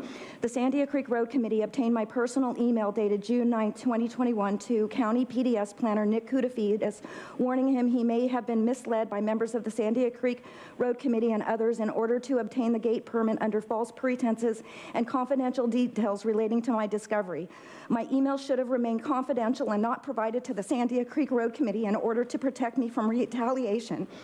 As a result, I have faced retaliation in the form of a cease and desist letter and now fear for my safety and well-being. I had hoped the proper local authorities would view what I discovered first, but to date, they have had no interest and refused to view any of the evidence that I had to provide them. I wish to submit my statement due to the walls of inaction by our local government and the threat of civil and criminal prosecution in order to defend and protect myself, and because I believe the cease and desist letter was written to portray my opinions as lies and criminal actions and to threaten and silence me. The statement in my letters are my opinions that any person would reach with all the relevant facts and evidence that I know. I believe that I have uncovered backroom dealings by public officials in order to approve the Sandia Creek Drive private toll road gates. I wish to keep releasing more videos about my investigation relating to the public matters until the proper authorities begin to investigate, whoever that may be. I'd like to submit my full statement for the public and legislators today. Thank you very much. Thank you, ma'am. I didn't want to interrupt you, but could you please state your name for the audio record? I'm sorry, my name is Shauna Django. Thank you.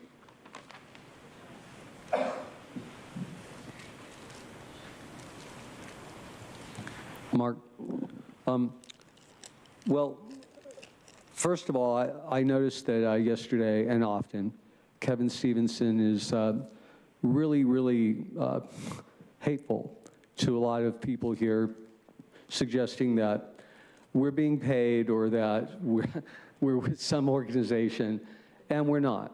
And I don't want to stoop to a level of being hateful back. It's fine to be wrong. What's not all right is to ignore real information and data.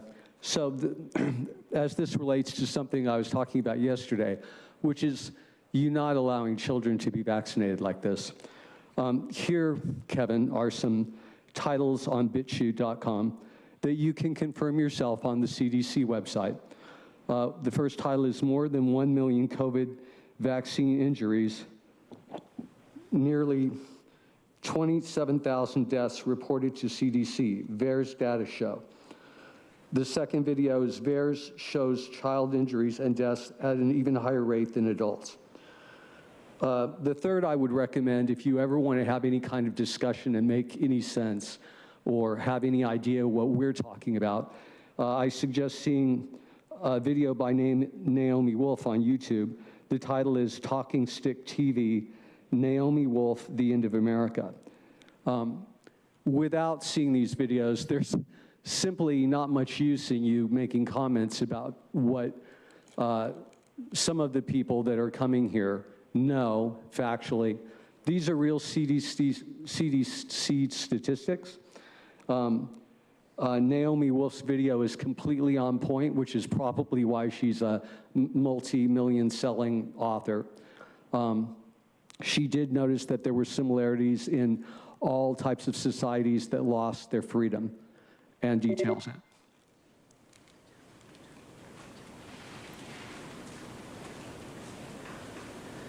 Consuelo. Today I just wanted to address the people everywhere. They're coming after our water next. So be aware of that. For the people who are paying close attention, they already get this, but I wanted to read something from Deborah Tavares. This was a video she put out, 2018. The term primary water was coined by the late Dr. Stephen Rees, the geophysicist who independently discovered its existence and pioneered its development beginning in the 1930s until his death in December 1985. My discovery was put to a field test, quoting him, by locating and drilling many wells. The records to date from these tests is 70 producing wells out of the 72 attempts, all drilled in hard rock, all located in distressed areas, generally considered unproductive. Primary water is a little-known renewable resource that originates deep within the earth. When conditions are right, oxygen combines with the hydrogen to make new water. This water is constantly being pushed up towards the surface under the great pressure.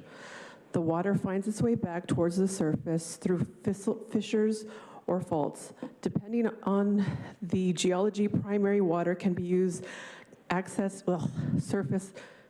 dang it. Primary water has never been a part of the hydraulic cycle until it finally, okay, I don't have a lot of time, but they're coming after our water next, so get with it and please watch Deborah Tavares on YouTube while you can.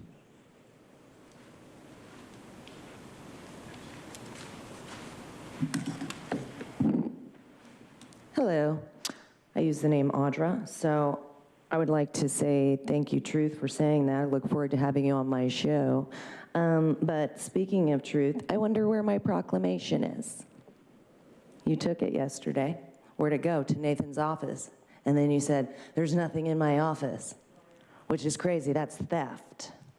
Because you're so hell-bent on your tyrannical agenda that you can't even own up to the fact that you stole it. And you're not gonna give it back. That's really sad, because it's like, if it's your proclamation, it's okay. And you can sit there and clap and, you know, do whatever you want, but the fact of, you know, what you're doing, it's showing how you're losing it, because you can't even let people speak their mind. You talk about the First Amendment, and then you're usurping that every chance you get, because you don't like what people have to say, so you want to call us a liar. And it's like, in fact, you guys are lying to the people. It's funny because you can't even look at me, but usually you've just been staring. Yeah, there you go. Hey, yeah. So are you going to own up to where that proclamation is, or are you going to pretend like that didn't happen? Should I file like a theft report with the police? Probably. But yeah, I mean, people need to understand that we're free people. We don't have to listen to these people. They have usurped the government. It's not the way that it's supposed to be. They think our rights come from them and they can take them any chance that they want. But in fact, they come from God, and you cannot take them. And all of you are going to be on the wrong side of history because of that. Because you're not upholding your oath. And you never have been. Now we will hear from those that have requested to speak by phone. When it is your turn to speak, you will be unmuted and you will hear a recording that will tell you to begin your comments after the beep. I would like to remind the callers that they should mute their TV or live video stream before they begin speaking. We'll begin with our first caller. Again, please state your name before beginning your comments.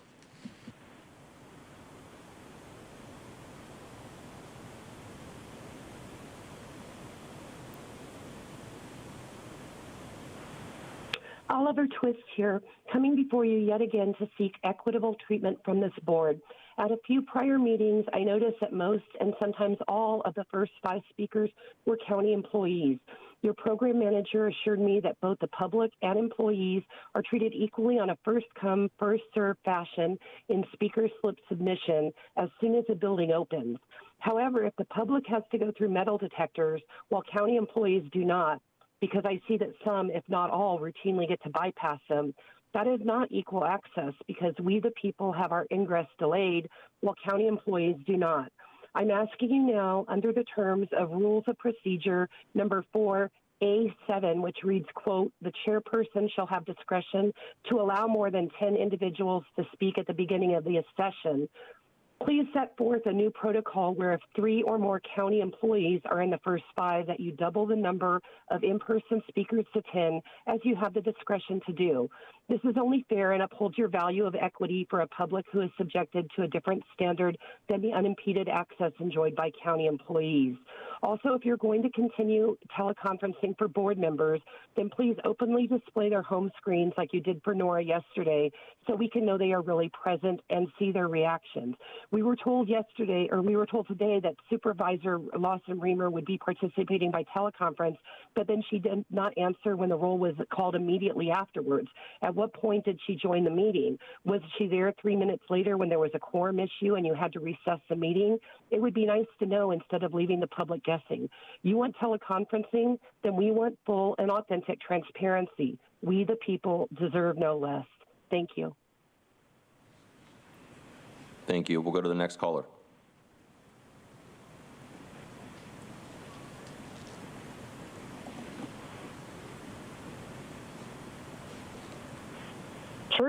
how perfect. Ms. Oliver Twist, first of all, when you first twisted your name, I knew exactly who it was, and I had a great laugh. Thank you very much. Looking up Oliver Twist, he was a little orphan, badly cared for in a government-run workhouse. All the orphans were underfed, but they were fed according to government guidelines. Truly a fitting name and analogy. Ms. Twist, you called it on the abortions topic before, and credit to your commenting at Sandag, too. Ms. Twist, all of your insightful recommendations for making the meetings more efficient or transparent or for more privacy protection have been great. If I was in charge, I would absolutely hire you in a position to maintain the operation. I also really appreciate that you put into the record the time when any supervisor leaves. As you know, the camera doesn't always show all of the supervisors during comment. For county staff controlling the cameras, my recommendation would be to broadcast more similarly to Japanese TV, where all 5 faces of the supervisors are always shown at the top, sides, or bottom of the screen during public comment. It would reassure the public that the representatives are present and listening. County staff, when the board goes into recess, you need to have the time listed for reconvening broadcast on the back LED screen, preferably 5 minutes before. Otherwise, when call-in comments are interrupted, the stream delay and the call delay make it nearly impossible to be on time. And the public has a right to have an estimated time of reconvening of the board so they're not left in limbo. The recess on May 10th was an hour and 10 minutes of the public intentionally left in the dark. Nothing new, of course. And since I was censusly cut yesterday, I wanted to say that not only are there several states that have incredibly more affordable concealed carry licenses than California, but there are also 25 states that have 0 permits and 0 fees to carry a firearm. Ohio, as of Monday, joined the ring. Thank you. We'll go to the next caller.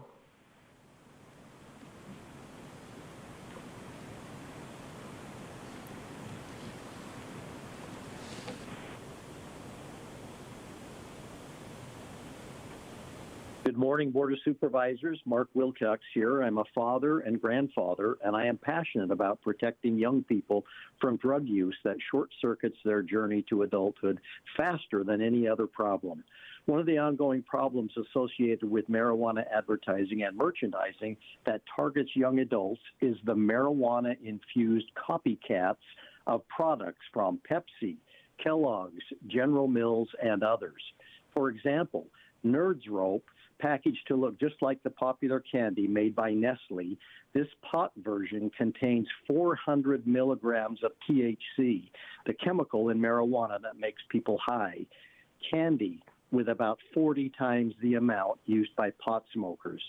A dozen major food and beverage companies like Consumer Brands Association have asked Congress to do more to prevent the proliferation of marijuana-infused copycat products that mimic their well-known brands. They want to deter the sale of products by broadening an existing law, Shop Safe Act, which bars the sale of counterfeit products to be amended to include the broader term famous marks. A famous mark is something widely recognized by the consuming public. Food companies have invested decades in developing the credibility and trustworthiness of their recognizable brands, and they are being hijacked. These copycat products make us all wonder and ask why marijuana businesses need to use subterfuge to package and market their products. Thank you. Thank you. We'll go to the next caller.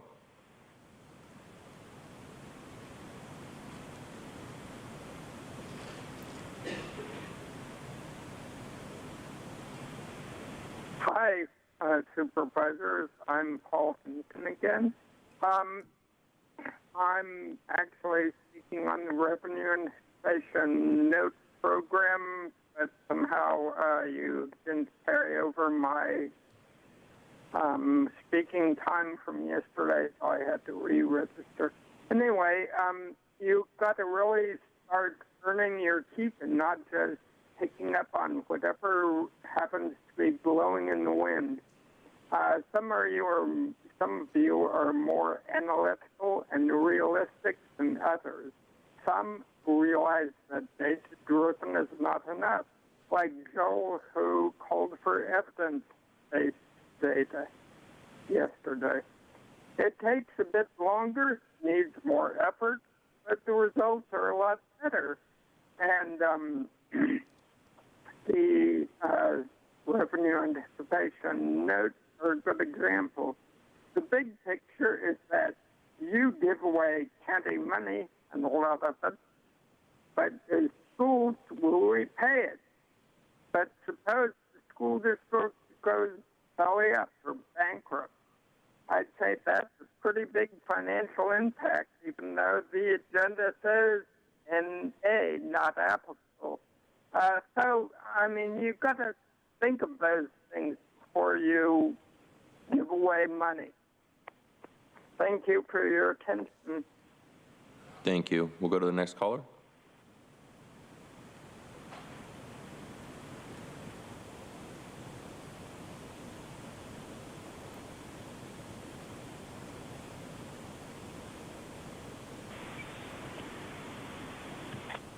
Good morning.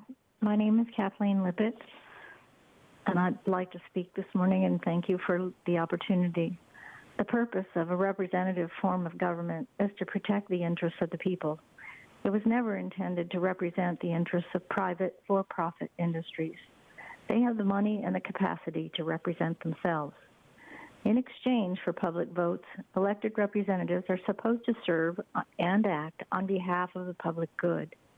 The public should expect to hear from unbiased experts to inform and educate them on the harms of products, whether legal or illegal, if the harms have the potential to compromise aspects of public health and quality of life. Yet the board majority seems to have a self-imposed gag order on mentioning the potential real and unintended harms from addiction industries like marijuana, even by our own public health officer. The board majority's intimate relationship with the marijuana industry has undermined public trust and resulted in the silencing of authentic community resident voices, experts, and others concerned for the harms of youth, family, traffic safety, and the environment. Harm reduction policies have utterly failed, yet you continue to embrace them. They are by far and away the most expensive and carry the highest rate of recidivism. Avoiding addressing the most troubling public health problems has allowed them to grow exponentially. So now that we hear, and these are the end, not the beginning, but the end results of initiation of drug use. Fentanyl-related overdose is the leading cause of death in adults 18 to 45 in 2020. More young children are dying from suicide, with a threefold. Thank you. Your time is up. And Chair Fletcher, that concludes the request for non-agenda public communication this morning. Thank you. Next on the agenda is approval of the statement of proceedings minutes for the regular meeting of May 25th, 2022, the Flood Control District of May 24th, 2022, San Diego County Fire Protection District of March 15th, 2022, and sanitation meeting of April 27th, 2022. I'll make a motion to approve. Is there a second? Second. Motion by myself, second by Supervisor Anderson. Let me ask the clerk to please call the roll. Thank you, Chair Fletcher. Supervisor Anderson. Aye. Supervisor Lawson-Remer. Aye. Supervisor Desmond. Aye. Chair Fletcher. Fletcher, aye. The motion passes unanimously with all supervisors who are present and voting aye. We'll now proceed with the formation of our consent calendar for today. Members of the public will have the opportunity to comment on consent after supervisors have had the opportunity to make any remarks or share any items that they wish pulled. I'll note we are going to pull items 1 and 2 from the consent calendar and move them to discussion. So with that, before I go to my colleagues, the consent calendar presently includes item 3 on the regular agenda along with items 1 and 2 of the sanitation district agenda. I'll go first to Supervisor Anderson. Thank you. I just wanted to comment on item 3, the last item on consent. You know, this issue was highlighted during the pandemic.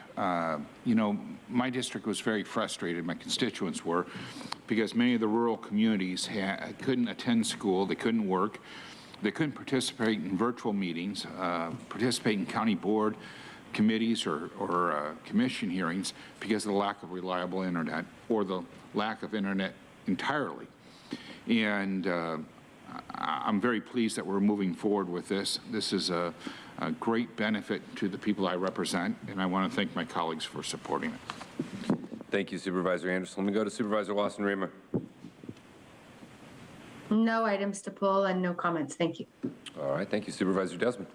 Just a quick comment on item 3. Also, my support for this item. During the pandemic, we learned a lot of, when schools went virtual, a lot of kids in the unincorporated areas were not able to get, broadband services or things like that.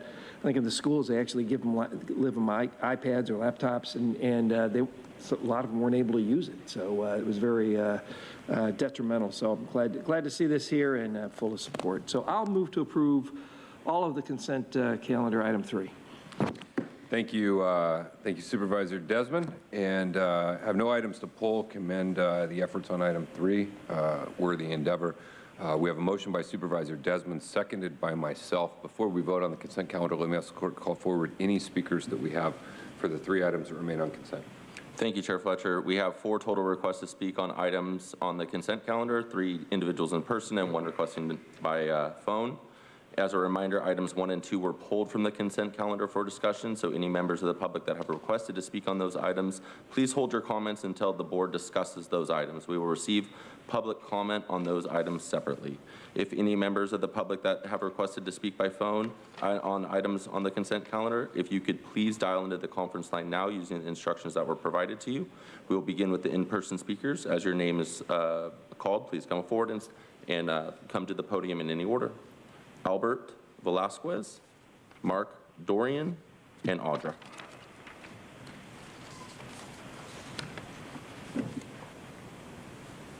You may begin your comments.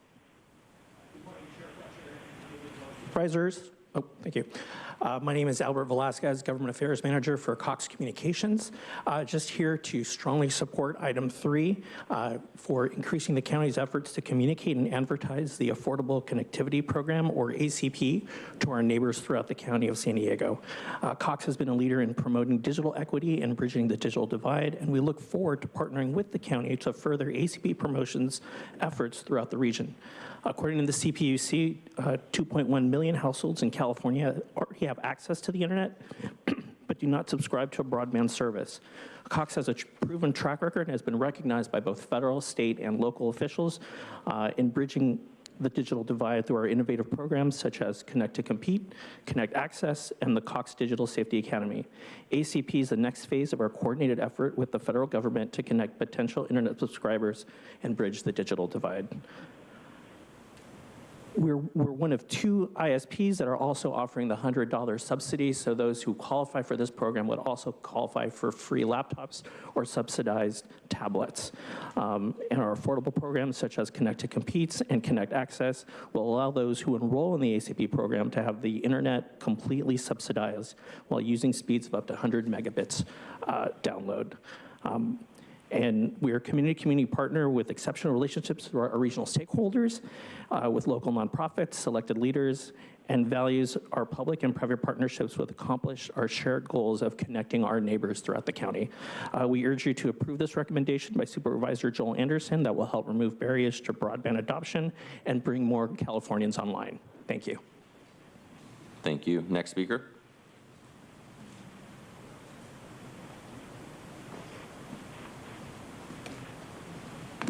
I'm confused. Are you talking this number 3 and then 1 and 2 from sanitation?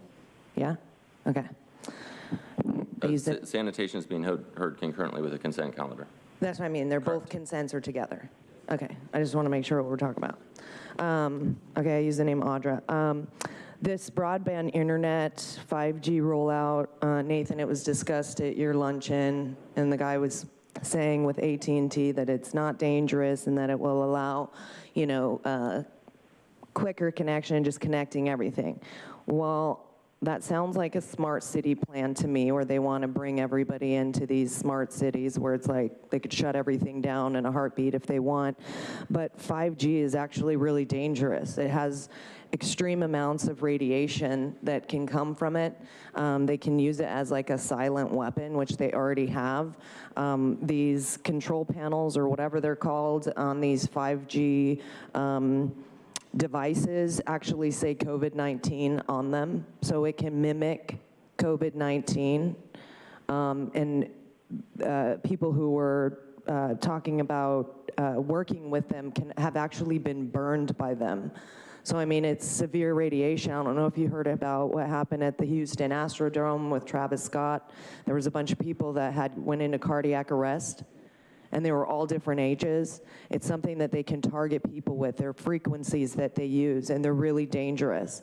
And the fact that you guys want to put it everywhere is kind of terrifying, because it can be used as a weapon on the people. And I know you think it's crazy, but especially with these vaccines, they can use these frequencies to affect people who have been vaccinated and cause different things. I mean, you can do it to people who aren't, but they can also do it with people who are, with what's in these vaccines like graphene. It's a metal. So, you know, it's doing more danger than it is good. They even have 10G that they want to roll out. And this is what they're using in China for like smart cities and stuff like that. That's a part of the whole Great Reset, New World Order. So it's a problem.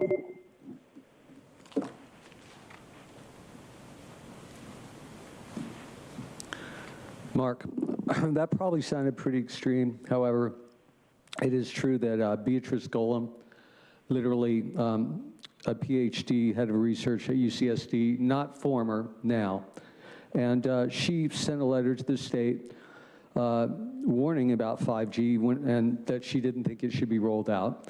5G covers frequencies between about 2.5 gigs and 300 gigs. It uses a massive MIMO antenna. MIMO is an acronym. And it's made, by the way, not here in the States, but in the Orient. So it uses frequencies up to 86 gigahertz for communications. However, it's capable of doing frequencies up to 300 gigahertz. And at about 92 or 94 gigahertz, I can't remember which, the only time that frequency has been used in the last 20 years at all is by the military. And you can look up patents online for how they use this as weapons. There's something on YouTube you can see right now if you look. It's by the U.S. Army website. It's called Active Denial System. And let's see, directed energy weapons, or DEW. And you can look that up on YouTube right now. The U.S. Army site has a site where they're talking about and how they can disperse protesters. And they talk about, like, they show a little 3D tank going down the street and people up in buildings, and they talk about how they can hit the leader of a protest group with a heat ray and make his skin so hot he'll run away, or just pan across the whole group. Of course, if this were to hit someone in the eye, it would be really, really serious damage, but Macron doesn't seem to mind that he blew some people's eyes out with rubber bullets, and Biden didn't mind what Trudeau was doing, so I think you guys should... We will hear from those that have requested to speak by phone. When it is your turn to speak, you'll be unmuted and you will hear a recording that will tell you to begin your comments after the beep. I'd like to remind the callers they should mute their TV or live video stream before they begin speaking, and we'll begin with our caller.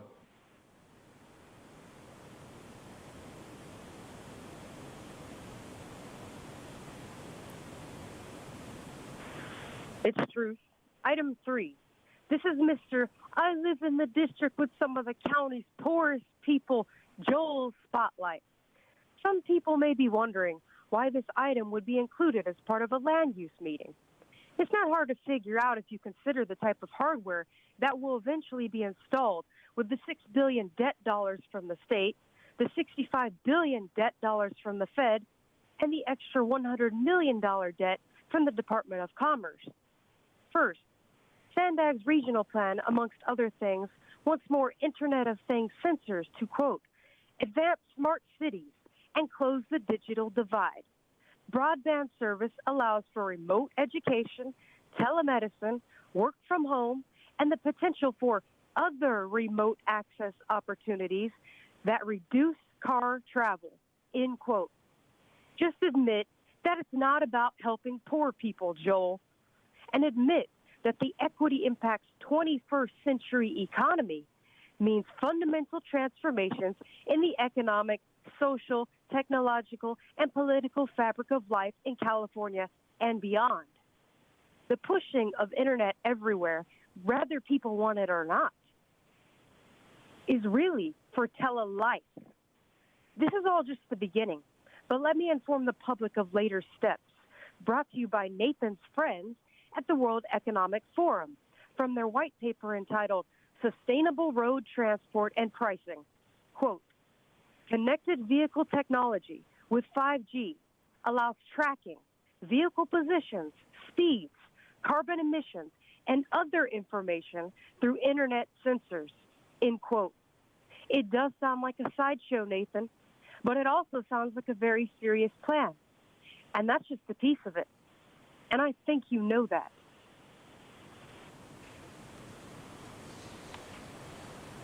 Chair Fletcher, that concludes public comment on the items on the consent calendar. All right, motion by Supervisor Desmond, seconded by myself. Let me ask the clerk to please call the roll. Thank you, Chair Fletcher. Supervisor Anderson. Aye. Supervisor Lawson-Remer. Aye. Supervisor Desmond. Aye. And Chair Fletcher. Fletcher, aye. That motion passes unanimously, being present, or who are present, voting aye. We're going to go to agenda item 1, notice to public hearing, confirming our 22-23 levies. I'll make a motion to approve. Is there a second? Motion by Supervisor Anderson. Let me ask the clerk to call forward our speakers. Thank you, Chair Fletcher. We have 2 total requests to speak, both of those coming in person.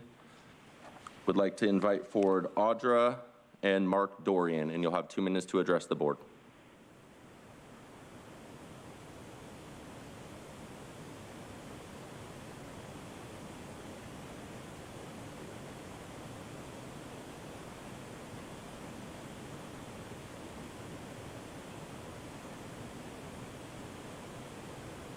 I just asked if you were putting 1 and 2 from the other consent with number 3, and now you're putting those up. One and two on the regular agenda have been pulled for discussion, so we're on item number 1.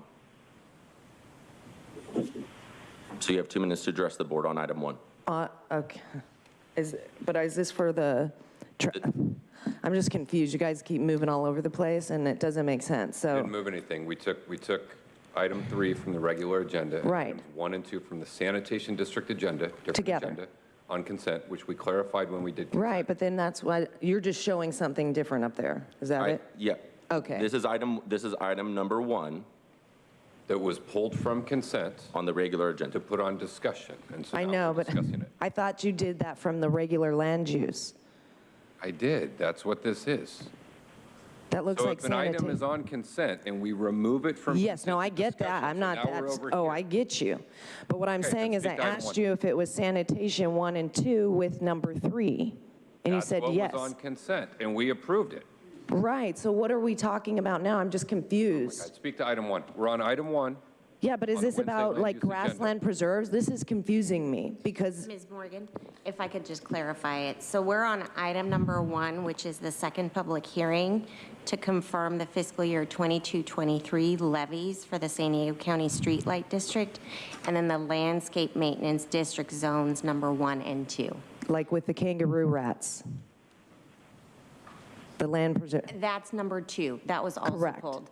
Because those are publicly noticed items, they need to be on discussion. Right. I just wanted We to. had made the error in putting them on consent, so we have moved them now to discussion. It looks weird the way it's written up there, so it was confusing me. I'm sorry. Thank you. Sure. Start your time now. Okay. I use the name Audra. Okay. I guess, this is kind of going along with the whole smart city thing where, you guys have this agenda where you want to take and preserve land. And especially, for kangaroo rats, arroyo toads, and gnatcatchers. Last time it's butterflies. It's always something, and it's taking the land from the people because we know you don't want us in unincorporated areas. Which kind of leads me to believe when you're making us pay for services that are not provided out there, I don't understand why it's not provided to the unincorporated areas. Why doesn't it go for all of the county? It's like you can pick and choose, and then, you know, if people have to pay more to be out in an unincorporated area, you're gonna kind of force them to move into the city. But why are you discriminating from unincorporated? It's kind of like the cannabis thing. It doesn't make sense. And the fact that, like, with the traffic lights, I feel like we're paying for our own demise because they're putting in cameras. There's black lights that they're even putting on them. So it's just, like, I don't understand, if we already pay taxes, why we're being punished and have to then pay extra for services like even fixing the roads. I mean, they sit there unfixed for long periods of time because the money doesn't go out there. I mean, it could be years at a time where there'll be a road that's totally closed in Fallbrook, say, Jim, and they don't even fix it. And so you can't even access the road that way. And the more that you guys do that, it leaves us being unable to access things. And so for me, when I know that there's an agenda that doesn't want us in these areas, it's kind of pushing us towards that, of being unable to access roads. So then it's like, well, then you just got to move into the city. And people don't want to do that. We shouldn't have to pay more money just to get services that the county already gets money for. Thank you. Next speaker.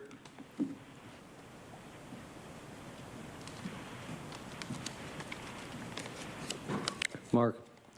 Well, there's so much listed here that and I specifically had made a note of lighting. Reviewing it just then, it's too long to review and even find that, a mention of that. But as far as funding lighting goes, there was an article in the Union Tribune, I don't know, a year or two ago, talking about how there are cameras and video cameras and all of the tall lights about every block in the city. And obviously, I don't think that's a good thing to fund. It's unconstitutional. And whereas, like any other technology, it could be used for something good, it never is. And, you know, I mean, I'm sure that if my child was lost or kidnapped, no one would do anything with the cameras to help find him. I have no doubt if Newsom's child was lost, you guys would have, the guy would be located within 3 minutes, and there'd be cameras everywhere doing everything they could to find his child. So, you know, it's the usual bullshit. And it's against the Constitution. It's very, it's just totally surveilling people. And I don't support that. There are a lot of other things covered in this, and there, of course, isn't time to even talk about all of them. But at least you pulled item 2 also, so we'll talk about that. I have a little more insight into that.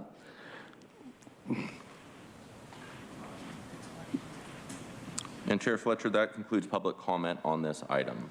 Motion by myself, second by Supervisor Anderson. Please call the roll. Thank you, Chair Fletcher. Supervisor Anderson. Aye. Supervisor Lawson-Remer. Aye.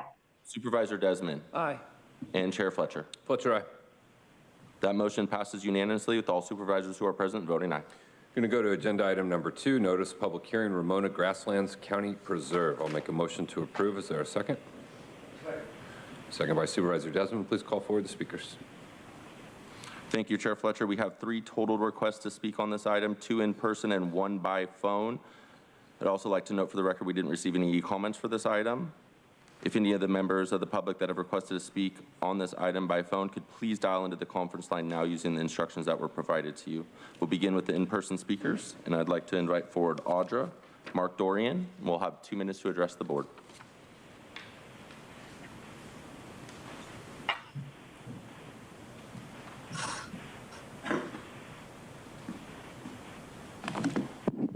Yeah, I just spoke on both of those before. But yeah, I just think it's, I go by Audra. Just the fact that we're like preserving land for things like, I mean, how do you really know they're gonna stay on that land if we're preserving it for them? Like, are you gonna fence them in? Or, I mean, like with the butterfly thing that you had before, how do you know they're going to be staying put? and that we're actually going to be preserving land for them. Because, I don't know, it's just a lot of money to spend to preserve land that could be used for like other things. I don't know, but I just see you guys liking to buy up property and seek any way to do that. So then, you know, the people don't have the options, but then you can do whatever you want with that land. And we don't really have a say in it. I don't know, did somebody come to you and say, like, let's preserve gnat catchers and toads and rats? Was it, like, did somebody bring that to your attention, or is this just another way to funnel money? Jim? You don't know? I don't either. It's confusing. I mean, don't you think that, like, we should be more worried about human life as well? Like, we're trying to preserve these things, but then it's like we kill babies, you know, people are dying from the vaccines and we don't do anything about it, but we're like, let's preserve these animals or other beings. I feel like there's a disconnect in like humanity there. Like, let's let the people die, like rip babies apart limb by limb, but preserve butterflies. Is that not weird? If I was like, I love to rip babies apart limb by limb, but I really want to make sure this butterfly lives. Very weird.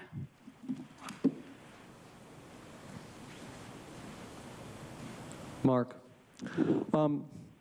Well, as usual, whenever you guys purchase something, it's privatization.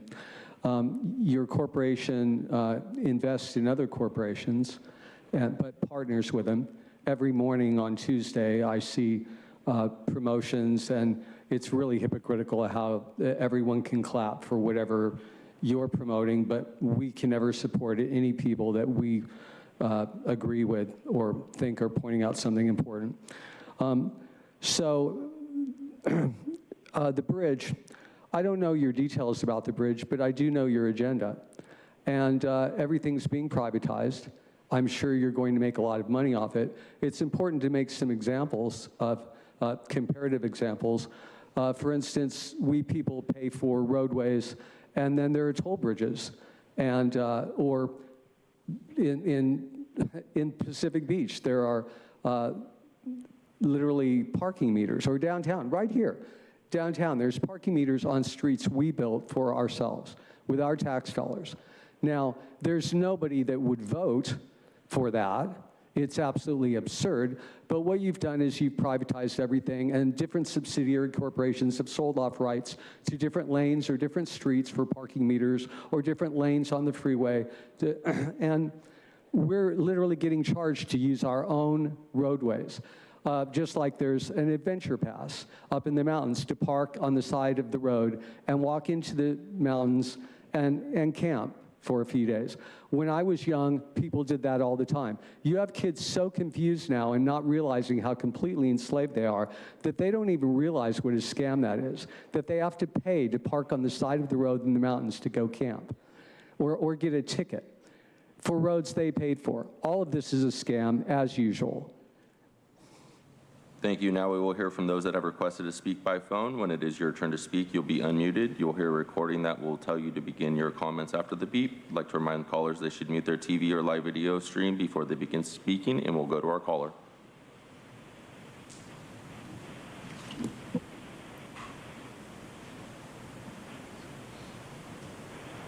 This is Truth. Sarah, I wanted to say thanks for taking the reign earlier and calmly explaining things. So, I'm not sure why we have to be subjected to this rat and toad item again. I feel like we literally just heard about it in last land use meeting. Regardless, the item says about the acquired 228 acres that there's potential for public access on the site, but only they decide its species and habitat wouldn't be impacted by your access.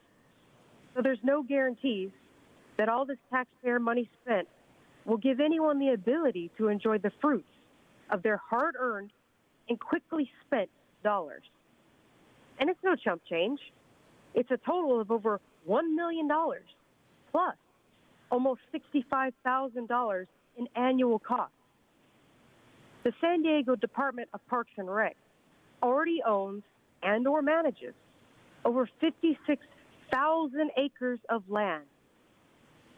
Using 85 different excuses of species, about $221 million has already been spent on land acquisition so far. What's interesting is this time the equity statement has completely removed any promises of accessible recreational experiences. There's no lies and also no guarantees. I'm not sure if that's a positive or a negative. All I know is that this is yet another item spending people's money on more land acquisition by county government. And with that, Chair Fletcher, that concludes public comment on this item. A motion by myself, seconded by Supervisor Desmond. Please call the roll. Thank you, Chair Fletcher. Supervisor Anderson. Aye. Supervisor Lawson-Remer. Aye. Supervisor Desmond. Aye.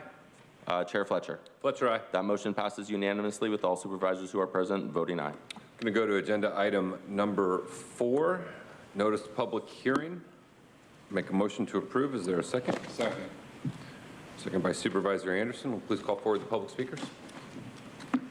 Thank you, Chair Fletcher. And I'd just like to note for the record that this item is being heard concurrently with item number 3 on the sanitation district agenda. We have one total request to speak. That is coming in person. Also like to note for the record that we did not receive any e-comments. I'd like to invite forward Audra to the podium, and you'll have 2 minutes to address the board. Username Audra. Thank you for giving me my proclamation back. Anyway, so tax rule for water maintenance billed to the customers. I just feel like, I mean, we already pay so much taxes, property tax and all these taxes, and I mean, who really owns water? Do you guys own it? Because like Consuelo said, I mean, water's constantly being made underground and there's unlimited amounts of water. And we're just sitting here taxing for people for something that we could all use freely, just like energy, if we used Tesla's, you know, invention. So the fact that you want to just keep taxing the people, I mean, you get so much money for your budget to spend, and then we're sitting here taxing people more, and you're wondering why people are struggling. I mean, now it's like, you want water, we're gonna have to charge you more for it. You already pay for the water. You gonna laugh? Probably, because you're like, I don't even have to pay for anything. It's paid for me. But yeah, it's just kind of sad because you claim that you want to help people, but you're constantly putting more taxes on the people. So it's making it more and more impossible. But that leads us into going like, well, no, the government causes the problems, but we're here to help. Like, let me burn down your house and help you clean it up. It's just, it's kind of sad that you guys continue to do that. And you're set to get like 27.35 million from this. What are you gonna do with it? Is it gonna go into your pockets? You guys just love money. It's crazy. I know that's funny, Nathan. You're just a puppet. And with that, Chair Fletcher, that will conclude public comment on this item. Motion by myself, second by Supervisor Anderson. Please call the roll. Thank you, Chair Fletcher. Supervisor Anderson. Aye. Supervisor Lawson-Remer. Aye. Supervisor Desmond. Aye. And Chair Fletcher. Fletcher, aye. That motion passes unanimously with all supervisors who are present and voting aye. I'm going to go to agenda item number 5, 2022 levies for community facilities districts. I'll make a motion to approve. Is there a second? Second. Second by Supervisor Anderson. Please call forward the public speakers. Thank you, Chair Fletcher. And again, I would just like to note for the record that this item is being heard concurrently with item number 1 on the fire protection district agenda. We do have 2 total requests to speak, both of those coming in person. I'd also like to note for the record we did not receive any e-comments on this item. And I'd like to invite forward the 2 in-person speakers, Audra and Mark Dorian. You'll have 2 minutes to address the board.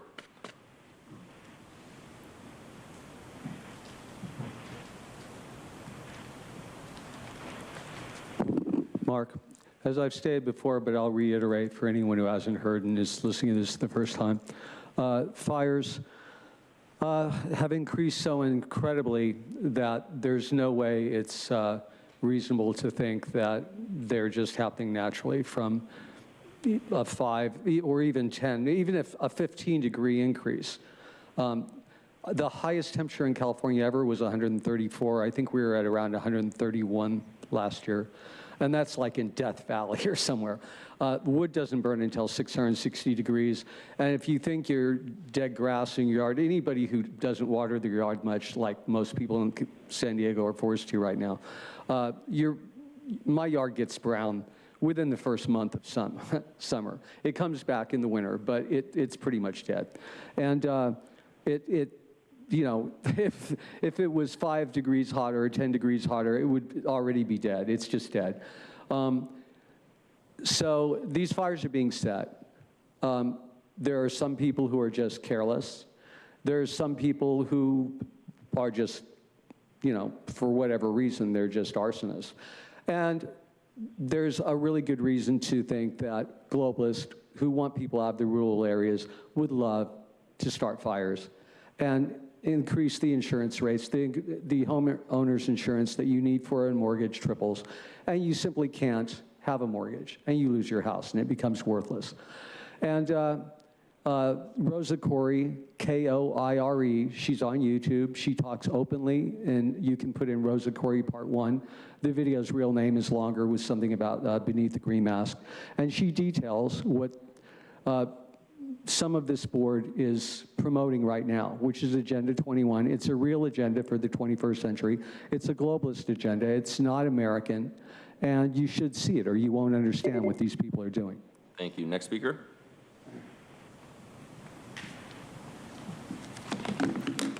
Username Audra, yeah, so I kind of second what Mark said. Because these fires are being started to get people out of certain places. Like, look at Paradise. They wanted to build a fast-moving train there, and they killed a whole lot of people and destroyed their town. And in Laguna Niguel, they just had fires in this really rich neighborhood, and the whole neighborhood went up in flames. And it's weird, I don't know how houses burn from the inside out, and the land right next to it is still green. But yet cars are burning from the inside out. That's from a directed energy weapon. They're DEWs, and they actually exist, and it can burn through steel. That's why at Paradise there were trees burning from the inside out. How does that happen naturally? And cars were flipped over on their tops. So like, this is a really good way to get people into the housing units that you want people to live in, so that you have more control. And it does sound crazy, but it's like, that's what the World Economic Forum wants. And our chairman of the board is on that committee.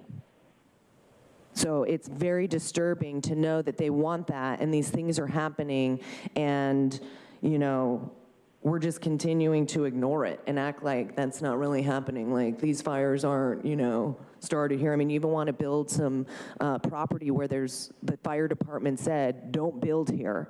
It's unsafe. But you're like, let's override that and just still build there. But regardless, also with this, it's that you want to, people, a special tax to fund community facilities. And the owners pay for this, but it's for other people to use it. So why not, if you want to have people pay to use it, that might be better than just having all these property taxes and taxes that you guys throw out that are supposed to, you know, do things that don't even benefit them necessarily. And thank you, Chair Fletcher. That will conclude public comment on this item. Motion by myself, second by Supervisor Anderson. Please call the roll. Thank you. Supervisor Anderson. Aye. Supervisor Lawson-Remer. Aye. Supervisor Desmond. Aye. Chair Fletcher. Fletcher, aye. That motion passes unanimously with all supervisors who are present voting aye. I'm going to go to item number 6, notice public hearing. I'll make a motion to approve. Is there a second? Second by Supervisor Anderson. Please call forward the speakers. Thank you, Chair Fletcher. And again, I'd just like to note for the record that this item is being heard concurrently with item number 2 on the Fire Protection District and item number 1 on the Flood Control District agendas.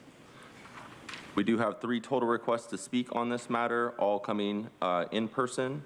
I'd also like to note for the record that we did not receive any e-comments on this item, and I would like to invite the 3 individuals in person. to the podium. You'll have 2 minutes to address the board. Shauna Django, Audra, Mark Dorian.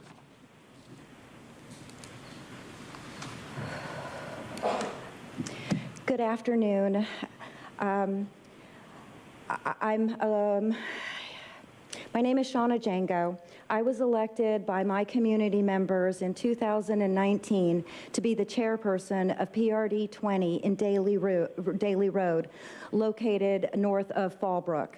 1 year ago, Supervisor Desmond inexplicably asked the public works staff to conduct a pavement condition index on 100 miles of the private roads within the 68 PRDs located throughout San Diego, and also directed the staff to return in 180 days later to make recommendations to the PRD program that was established in 1999. As a result, thousands of property owners were informed how much money each PRD would need to bring the roads to a certain PCI level, or risk having our existing PRDs dissolved, which, by the way, would be devastating for my community and the other 68 PRDs.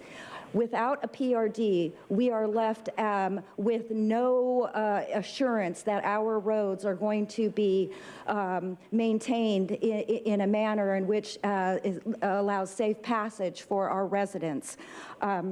My PRD is the largest permanent road division with 19 miles and 340 people that have to maintain that. The county does not in any way contribute any money to the PRDs. They are self-funding by the property owners who agreed to tax themselves in order to maintain the roads in their district. And I just have one question for Mr. Desmond. Why did you ask the county to do that 1 year ago today? I've met with you twice, and both times you could not provide me an answer, so I would really like to have one. Thank you. I'd be happy to talk to you offline. Thanks. Mark, regarding the roads, as Rosa Corey states in her YouTube video, Rosa Corey Part 1 would bring it up. It's longer.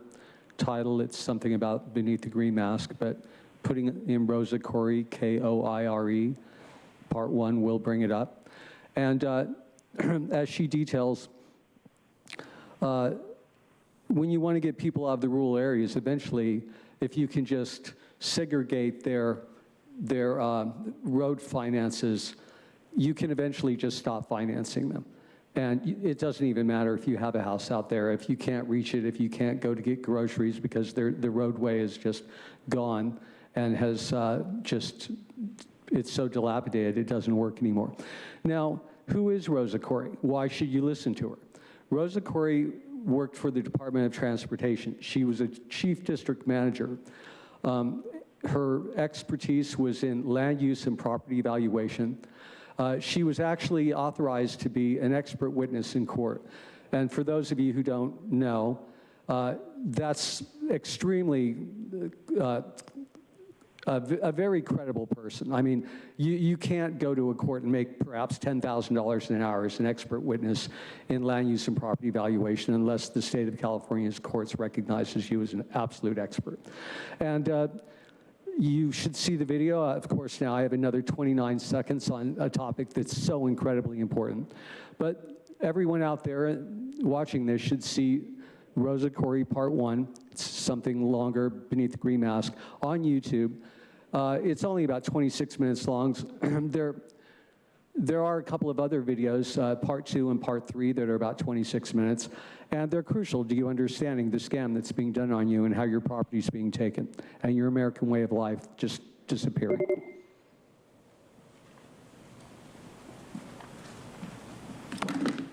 Username Audra, that is so true. So again here, property owners funding what the city and county won't pay for. Super weird. I thought we all should benefit from the money that's being spent in the county. I don't understand why you guys are discriminating against certain places, and it's like, well, if you want that, we're gonna have to make you pay more for it, extra. I mean, you guys already get a whole lot of money for fire. And why are you being like, it's only going to be used like in Nathan's district? So like Jim, too bad for you, you don't get any of those funds. Kind of like the solar panels in your district, Joel, that you were not going to benefit from. It was going straight to the city. Seems kind of weird the way that you guys do things. It's not very logical. It just makes us have to pay more money, and especially like, and this includes paramedic services, but we also have to pay for that on the back end. So, I mean, why are we being like, here you can come out, but if you need a ride, we're going to charge you extra? I just don't understand your guys' thinking as far as spending money. Doesn't make any sense. And you're saying that there's an increase due to inflation. Okay. And that without the funds, there'd be problems maintaining things. Where does all the money that you get go for fire? Not to where it should. And if the unincorporated areas are the most fire, whatever, prone to getting fires, why isn't it going there? And you're making us pay more money for it. And the fact that you want to spray these toxic chemicals as a fire retardant is totally against your environmental saving agenda. And Chair Fletcher, that will conclude public comment on this item. All right, go to Supervisor Desmond. Thank you, Mr. Chair. Appreciate that. I just want to make sure that, because what I've been calling these PRDs are private road divisions. I say they're permanent road divisions, but these are private roads, right? These are owned by they're the property of the landowners, right? Yes, they are. Okay, so these are private road divisions. And I just got a couple of questions on this. I've been hearing from some folks who live on these, on the private roads, these PRDs in my district, and basically they pay into a fund that the county then holds and manages and then maintains the roads. If there's not enough money in those accounts, then like today, we're looking at increasing those fees if they want us to maintain those roads. So, which is good. So I have a question of what's the overall cost associated, and maybe you can answer this offline if you don't have it, the overall associated with the administration. What are we charging them? Is there a percentage on the PRDs that we charge, and what is that? Thank you, Supervisor Desmond. We have Aurelia DeBrawl from Public Works here with us, who does an incredible job of working on this program. Thank you. Supervisor Desmond, so the administration fee for the Permanent Road Division program, the program is full cost recovery. So that means that the county doesn't contribute cost to it because they are private roads. So the annual administration costs average about $3,800 per permanent road division zone, but the cost varies. So the administration costs include bringing the item to the board annually, as well as liability insurance and putting items on the tax roll for the collection. So the cost per permanent road division really varies based on the miles of roads as well as the number of parcels. Okay, so we do have fees, I guess, and it varies, but the landowners agree to this public road division assessment ahead of time. Okay, and so can they ever opt out if there's they say, okay, the county's charging us way too much money in fees, we want to opt out and we want to do this on our own from here on out? Is that a possibility? Of course it is. So each permanent road division is formed at the request of property owners. So it is a special district. It has a large boundary. So if the property owners collectively, if a majority of them agree that they would prefer to maintain their roads using their own money and passing the hat to collect it from their neighbors, they can provide a petition to the county that's signed by a majority of the property owners, and then we would bring the item forward to the board, similar to today in a public hearing, would allow property owners to provide testimony and input, and then the board could decide to dissolve the permanent road division, and then the maintenance would revert back to the property owners, and any unspent funds would be returned to the property owners as well. Okay, so they can opt out. If they don't like it, they can opt out of this, and if they think they're being charged too much by the county for these fees. Okay. Correct. All right. Thank you very much. I'll move to approve item 6. All right, thank you. We have a motion and a second. Yeah. You can vote for it here in a sec. Please call the roll. Thank you, Chair Fletcher. Supervisor Anderson. Aye. Excuse me, aye. Supervisor Lawson-Remer. Aye. Supervisor Desmond? Aye. And Chair Fletcher? Fletcher, aye. That motion passes unanimously with all supervisors who are present voting aye. Going to go to agenda item number 7, cannabis program enhancement measures. Item brought forward by Supervisor Anderson. We will start with you, sir, and then go to public speakers. Thank you, Chair Fletcher. I appreciate it. You know, I have the largest population of unincorporated area, and this is going to have the highest impact on my district by population. And already we have 4 legal cannabis operations going right now that were grandfathered in, that are moving along, and they've been terrific. I've gotten very little complaints on it, and we had over 100 illegal pot shops in my district, and I want to thank my colleagues for voting to step up the enforcement, because it's made a great difference in the quality of life and safety for my constituents. And having said that, last year, we as a board voted to approve the development of a cannabis permitting program that included elements to prioritize social equity, access, and business opportunities. My board letter today expands on those elements to comprehensively address concerns raised by the community I represent. Although I have never supported legalization of cannabis, the California voters made their voice heard in 2016, and I heard them. In that spirit, I have not opposed any of the board votes related to the implementation of legal recreational cannabis. After listening to my constituents, however, it's paramount to broaden the discussion to surrounding cannabis facilities and equity. The county's social equity cannabis program must include programs to address the disproportionate impacts to the underserved, unincorporated communities. These communities already lack equity with regards to public safety, infrastructure, transit options, health, education, economic opportunity compared to incorporated residents. Right now, unincorporated areas receive roughly 30% less than what cities are receiving. I'm requesting 16 measures to be included within the cannabis program that will, 1, enhance the safety of our residents, 2, improve the character and vibrancy of our communities, and 3, develop a youth cannabis prevention curriculum. I want to thank Sarah Agassi and the Luge team for their help as well. They were absolutely fantastic. We had a series of outreach into my district, and if you don't mind, Chair Fletcher, I'd just like to walk through real quickly what the 16 elements are.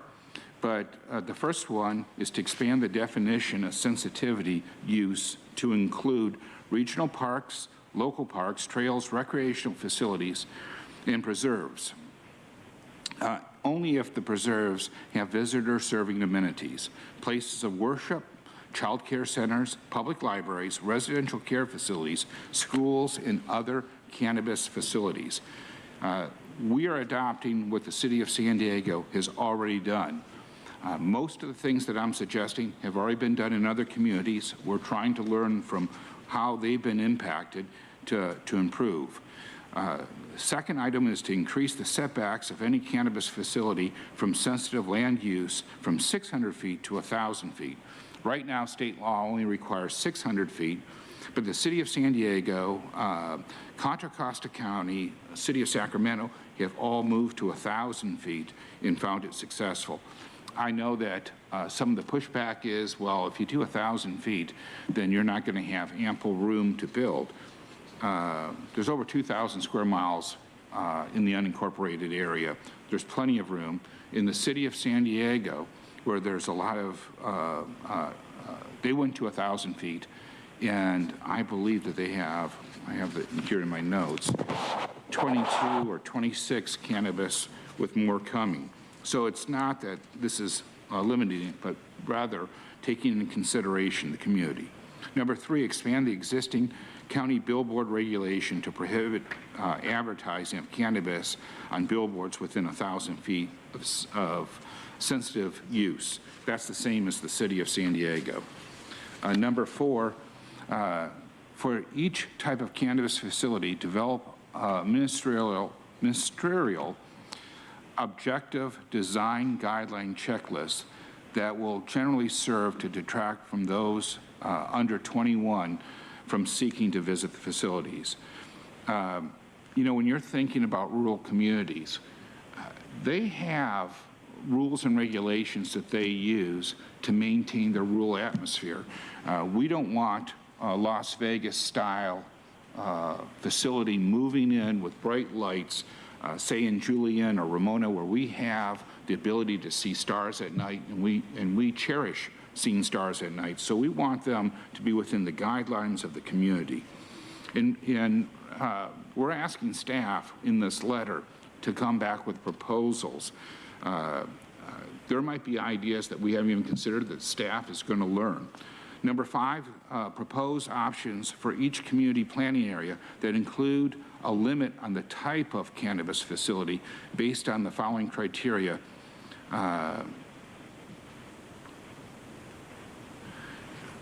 What we want to do is have a limit or look at a limit of consumption lounges.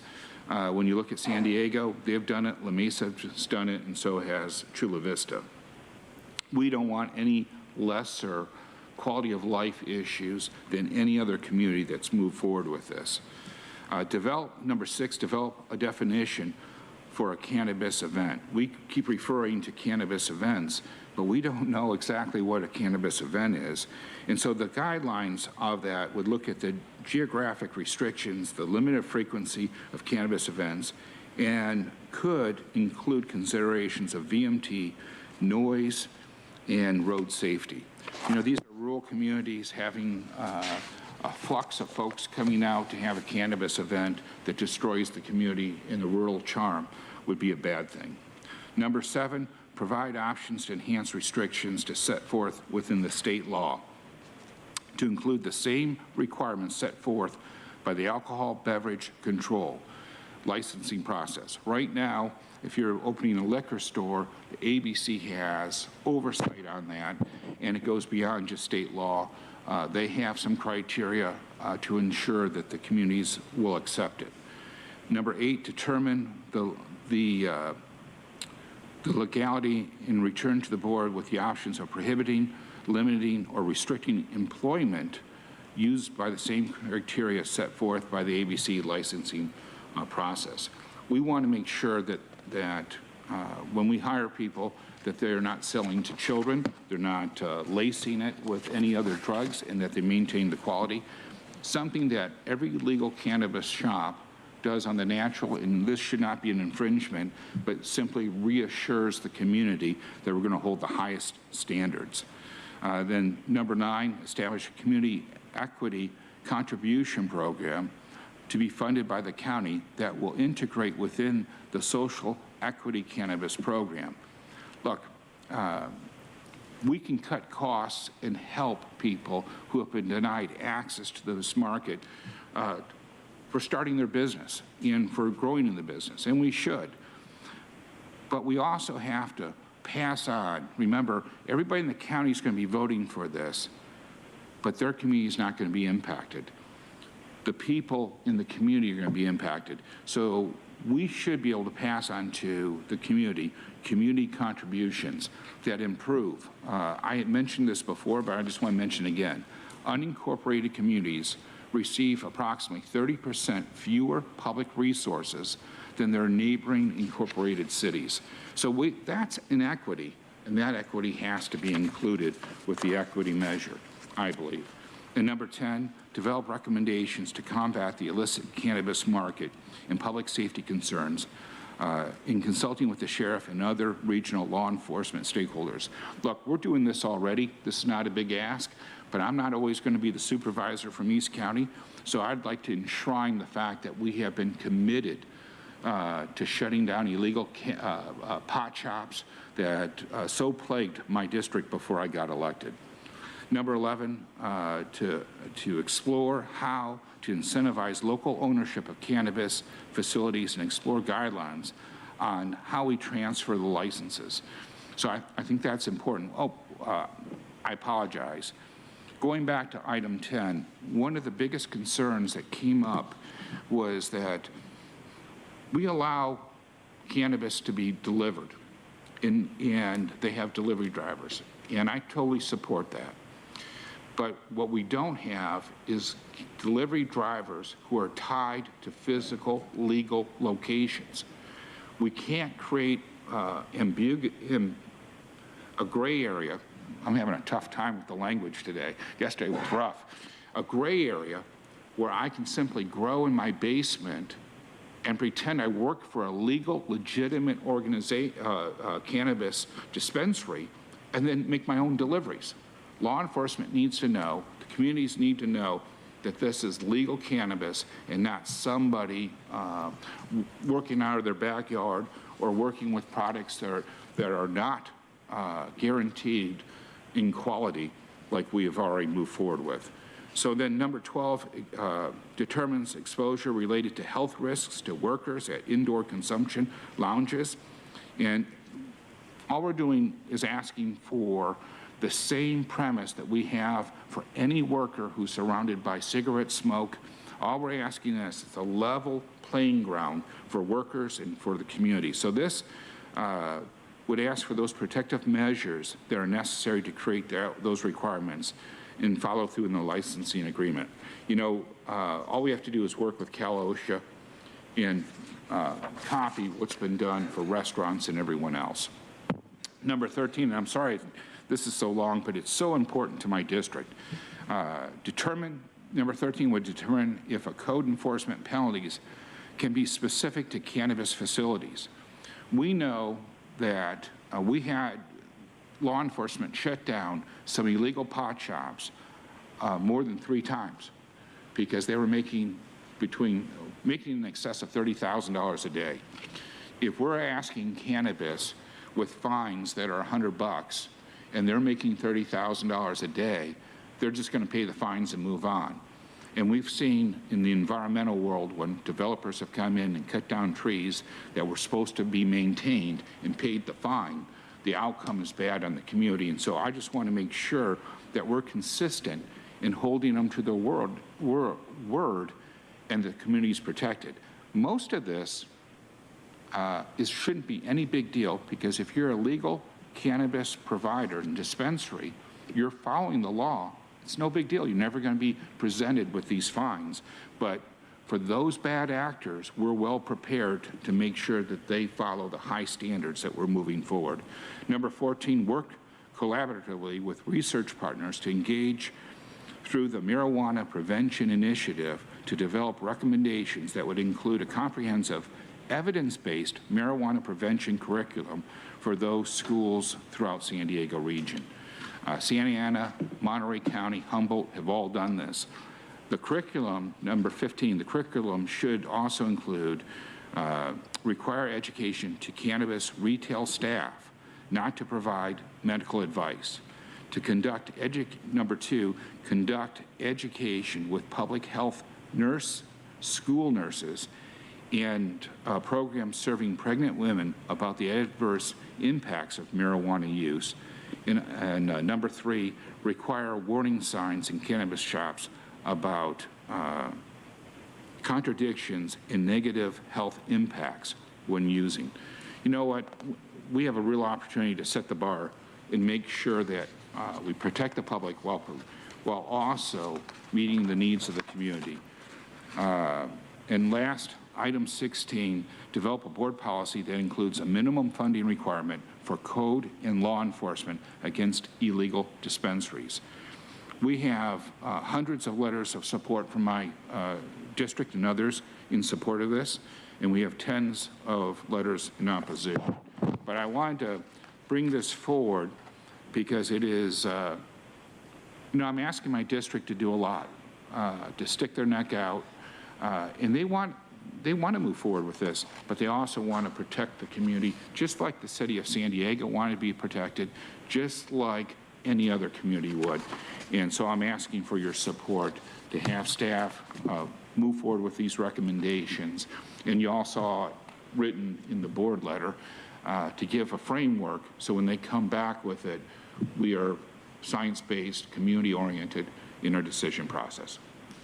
Thank you, Supervisor Anderson. Very thorough walkthrough on your item. I think the importance of the topic is not lost on any of us. You know, when we started our efforts around cannabis, we talked about a number of things. Social equity, which you acknowledge, and I appreciate that, you know, being a part of what we're doing. There's no doubt there's two things that are objectively true about the war on drugs. One, it's been an abysmal failure in terms of the dollar amount spent versus the impact that it's had on what's in our society. And the second is that there was significant disproportionate impacts on people of color. Black consumers nationally are almost 4 times more likely than white consumers to be arrested on cannabis charges, 4 times more likely to be arrested even though they use at the same percentages. There's an estimated 40,000 people who are still incarcerated for cannabis-related offenses. And we also know that about less than 10% of cannabis businesses are owned by people of color. And so we've seen the war on drugs negatively impact a certain population without the ability to, as the entire nation is moving in a different direction, be in a position to reap the financial benefits from that same industry. And we're trying to do as best we can to reconcile that and address that on the policy that we bring forward. But there's a lot of pieces to this. Supervisor Anderson, you rightfully pushed for much greater enforcement. At the outset of this, we funded that, and we can see that's been effective, where we have successfully shut down the illicit and illegal operations in the unincorporated area, and I appreciate your work around that. We've also spent a lot of work around levels of taxation and how we figure this out, and so some of your proposals in here I think are very good, and we'll see progress. A few of them I don't necessarily agree with, but I'm an open-minded person, and I do think it's important and appropriate that we give staff the space and time to explore these and develop these and then bring them back for the board as we look forward to implementing an ordinance early next year and implementing an ordinance of how this will work. And I appreciate your commitment to that, and we will continue to work collaboratively to make sure that we can get the best possible policy we can. And so exploring things, having staff examine them, bringing us back will only make our decision-making more informed and ensure more voices are part of it. And so I'm happy to support your item here today. With that, let me go to Supervisor Lawson-Remer. Thank you so much. I appreciate Supervisor Anderson, your kind of thoughtful walkthrough and your focus on trying to get this right, because we definitely want to get this right. Just had a couple of questions. First is just a general question. I think just to clarify for myself that the intent here is to include all these questions as something to study and to report back for us to consider as a set of options when as the EIR moves forward. Is that clear? Is that correct? It's not deciding one way or another, but it's including these questions in a study? Well, my district wants these answers, so yes. No, completely understand. Ultimately, we'll be voting on them a second time once we get the facts and figures back, because we don't have all the answers, but these are the considerations that my district cares most about. And, you know, one thing I forgot to add is other communities use conditional use permits. We're not using a conditional use permit. We're streamlining all these companies. We're giving them tremendous opportunity and advantage. And so if we're going to do that, then I think it's important that the communities are well protected. Let me, real quick, Supervisor Lawson-Remer, let me pause you for 1 sec. If I can call the public speakers, because there may be some additional comments you have after we hear from them. And then as soon as we get through, I just have a couple questions for clarifying. Okay, yeah, I'll come right back to you after public speakers. Thank you, Chair Fletcher. We have 15 total requests to speak on this item, 3 individuals in person and 12 requesting to speak by phone.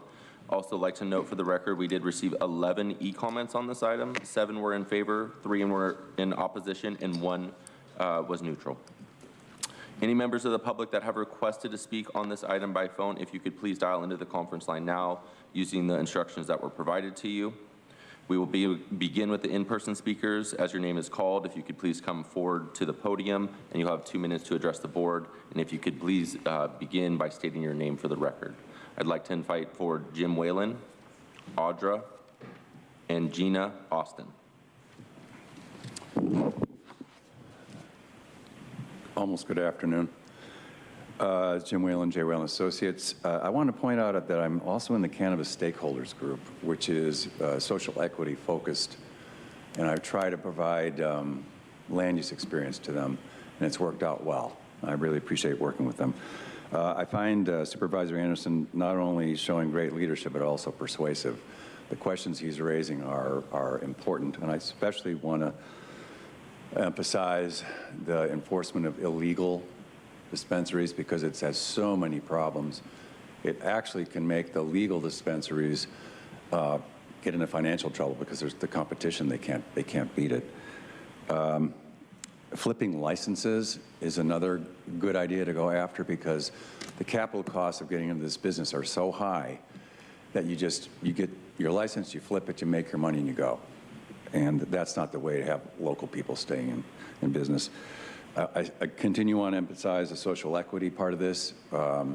There's a lot of kinds of social equity. You spotlighted some, but it's a wide range, and I like the idea that staff is going to be exploring that full range. You know, affected communities, affected potential vendors. There's a lot in this. And then the only other thing is just to make sure that there are enough legal places so that the illegal places can't fill the gap. There'll be places where you'll want to have, for sure, a place there, and if you don't, there'll be illegal people taking their place. And thank you very much. Support the motion. If there's a motion yet? Thank you.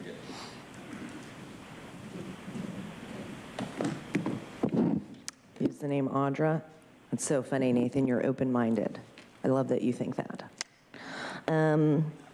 Yeah, so it's just interesting, all these things you want to do with cannabis. So it's like, it's legal only if this. Like, we have to get money from you at, like, they get taxed like 70% already. So it's like, you just want to benefit from something illegal because you see a money-making opportunity. And you're driving people into the black market with that. You realize that, right? Because you could just grow it on your own and not even have to worry about paying those taxes.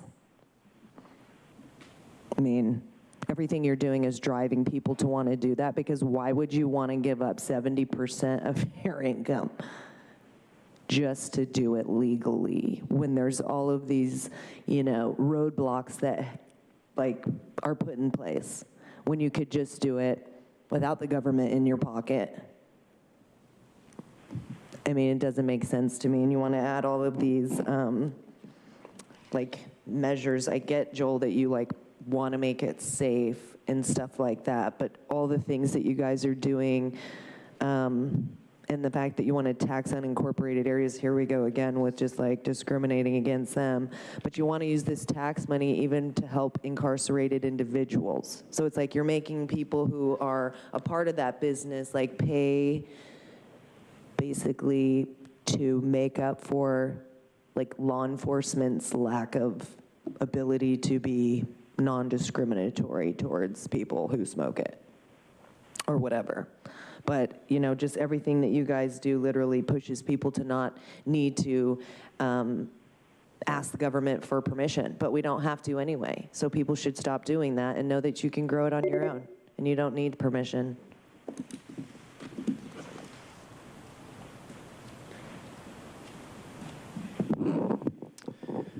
Good afternoon, Supervisors. Gina Austin here. I am a land use attorney and have been actively involved in the cannabis space since about 2013. And I appreciate Supervisor Anderson's efforts to put some guardrails around what we're looking at and what we'll look at the ultimate end of this process. A couple of comments on the decrease of distance. We found in a lot of jurisdictions throughout California that whether you go property line to property line or path of travel really makes a difference. And since here, if you go to 600 feet, it's usually, the state law is property line to property line, and it's a ministerial process is what we're thinking of. Staff should have some options or availability to be able to work with that. There are frequent instances where you may have a property that is 600 feet from another property that would be a sensitive use, but there is a freeway in between it, or you can't see it, or many other barriers. And if you're not going to use the path of travel, which I would encourage the board to direct staff to look at both path of travel and direct access, or as a crow flies. But if you're not going to do that, then I would suggest that you direct staff to also look in to a use permit instance where they can't meet that requirement, but there is some kind of barrier. So giving staff some tools rather than just a flat denial of the process. I also have a lot of additional information with regard to delivery drivers being already licensed and some other things that are that can really help staff. So if anybody in your office wants to reach out to me, I'm happy to help them. Thank you. Thank you. Now we will hear from those that have requested to speak by phone. When it is your turn to speak, you'll be unmuted and you will hear a recording that will tell you to begin your comments after the beep. I'd like to remind the callers that they should mute their TV or live video stream before they begin speaking, and we will begin with our first caller.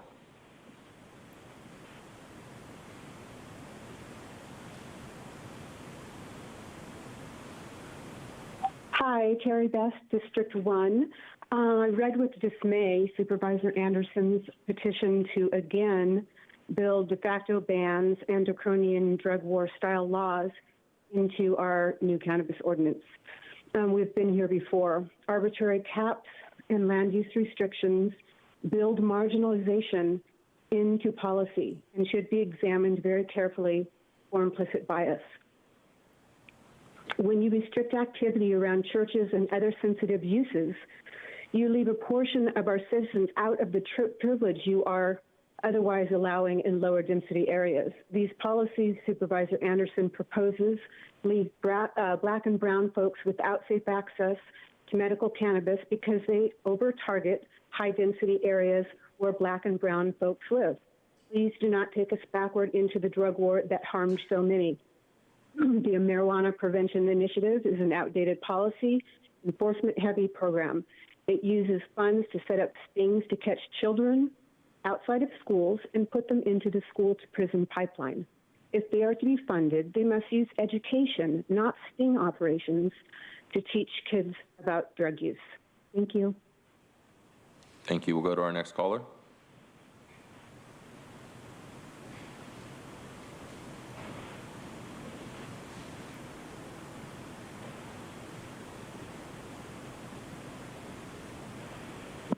Hello, Board of Supervisors. Before I start, am I allowed 1 minute or 2 minutes for this particular public comment? You'll have 2 minutes to address the board. Thank you so much. My name is Anthony Avalos. I am a member of the Council of Equity Advocacy San Diego and also a member of the CSG Cannabis Stakeholders Group of San Diego. Supervisor Anderson's proposal gives the Board of Supervisors suggested language to guide the PEIR and related socially equitable cannabis program. The suggestions provided, however, are premature, as the County of San Diego must first complete the social equity assessment to adequately inform the social equity program. The social equity program should be created in partnership with the licensing process and larger cannabis ordinance. Concurrently, the completion of a comprehensive PEIR should address environmental considerations proposed. Supervisor Anderson describes the need to create a safe industry that will improve the character of San Diego as well as address disproportionate impacts to underserved, unincorporated communities. To both avoid mistakes made across the nation as well as support socially equitable outcomes within the cannabis industry, municipalities are taking steps to ensure that those disproportionately targeted and or harmed by the war on drugs and cannabis prohibition are first identified, analyzed, and made whole. To this end, the Board of Supervisors should reject this proposal, continue to empower and lend agency to local experts, advocates, and organizations from disproportionately harmed communities to develop the socially equitable cannabis program as we learn to what degree targeted communities were harmed and how a nuanced approach to building San Diego County's cannabis industry can help those harmed. Provisions of the proposal are at odds with the needs of social equity in the community, and again, we ask you to reject these proposal in its entirety. Thank you. Thank you. We'll go to the next caller.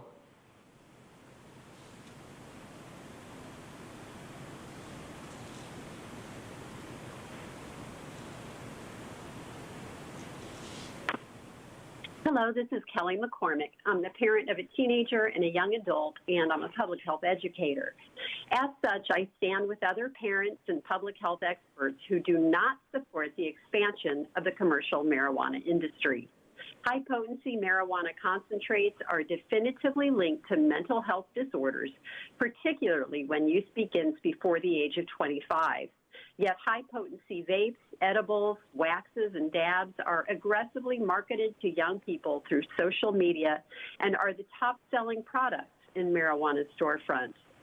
Having said that, if you do move forward with marijuana regulation, it should be with the additional proposals put forth by Supervisor Anderson, including expanding the definition of a sensitive use, increasing the distance requirements between sensitive uses and marijuana businesses measured at the property line, and establishing code enforcement criteria and penalties. Billboards are viewed by children and must be limited. Also, I urge your support for placing limits on marijuana-related events. Without repeating all 16 of the criteria put forth, I fully support increased public health education on the adverse impacts of marijuana use and requiring warning signs in marijuana storefronts about the potential danger of mixing marijuana with prescribed medication. Please incorporate these measures if you move forward with the plan to expand the commercial marijuana marketplace in the unincorporated areas. Thank you. Thank you. We'll go to the next caller.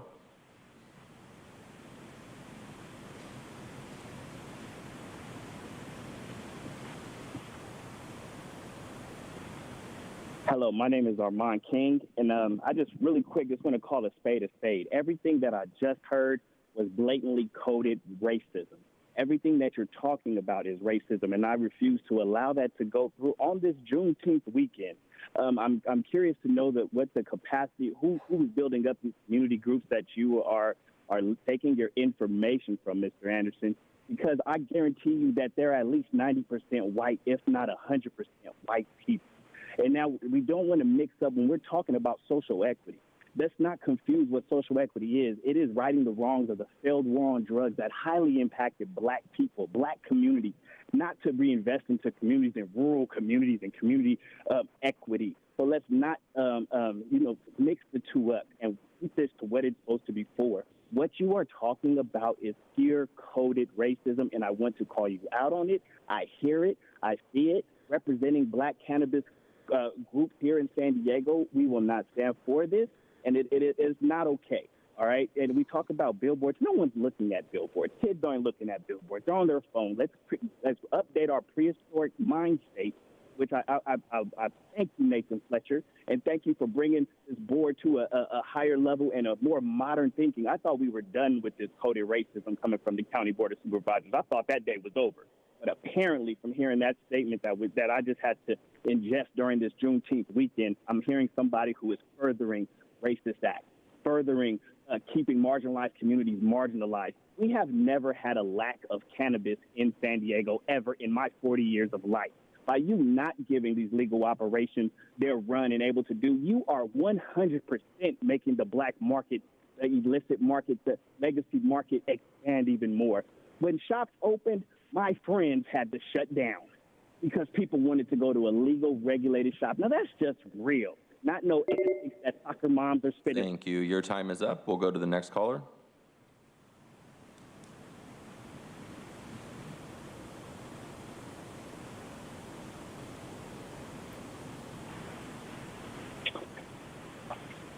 Thank you, Chairman Fletcher and Honorable Board. I'm Ren Bowden, owner of Jack's Cannabis in the San Diego County. I believe there's a lot of, there are many good points in Supervisor Anderson's proposal. I'd like to point out a few areas of concern. Classifying the churches, residential care facilities as sensitive uses and adjusting the setbacks from 600 to 1,000 will make it nearly impossible to locate compliant properties. It was almost impossible with the first round of regulations that were so much less restrictive.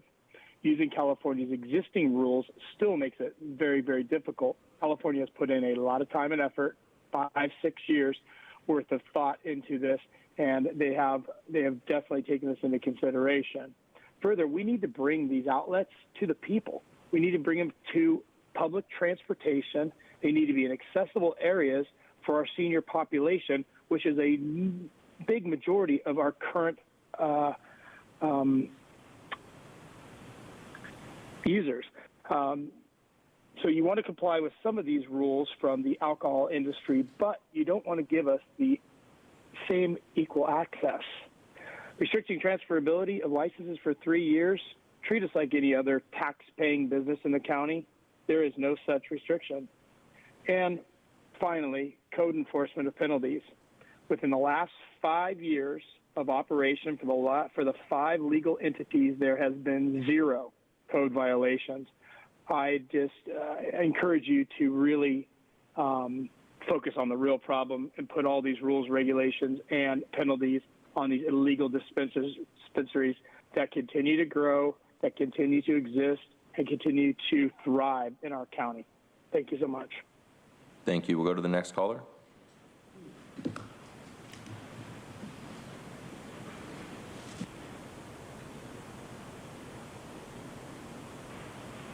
Good afternoon, Board of Supervisors. My name is Becky Rapp. I'm a concerned parent and public health educator, strongly against the expansion of marijuana businesses in the unincorporated communities. I do appreciate Supervisor Anderson's efforts in bringing forth this agenda item, suggesting that we increase safety and education surrounding the marijuana ordinance. I also recognize that we would not be in this situation if Supervisor Anderson had not voted in favor of the marijuana ordinance last year. Unfortunately, this ordinance will require a 4-1 vote. Therefore, I see this as a compromise. It's an unfortunate predicament to be in, although crucial to public health and safety. With that being said, I have some suggestions surrounding the recommendation. Item 3 discusses prohibiting the advertising of marijuana on billboards within 1,000 feet of sensitive uses. State law prohibits all advertising on interstate highways due to the potential of children and youth viewing the advertisements. It would seem beneficial to ban all billboards on highways and community roads. Our children frequent our highways, such as the 67 and other community roads, far more than our interstates.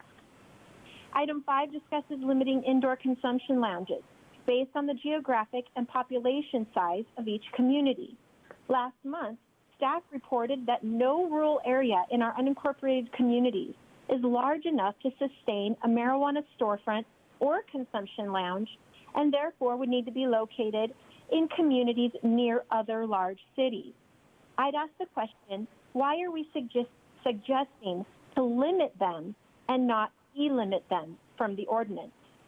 It's been stated by community members and planning groups that they do not want them, and staff has stated the communities cannot sustain them. Thank you. Thank you. We'll go to the next caller.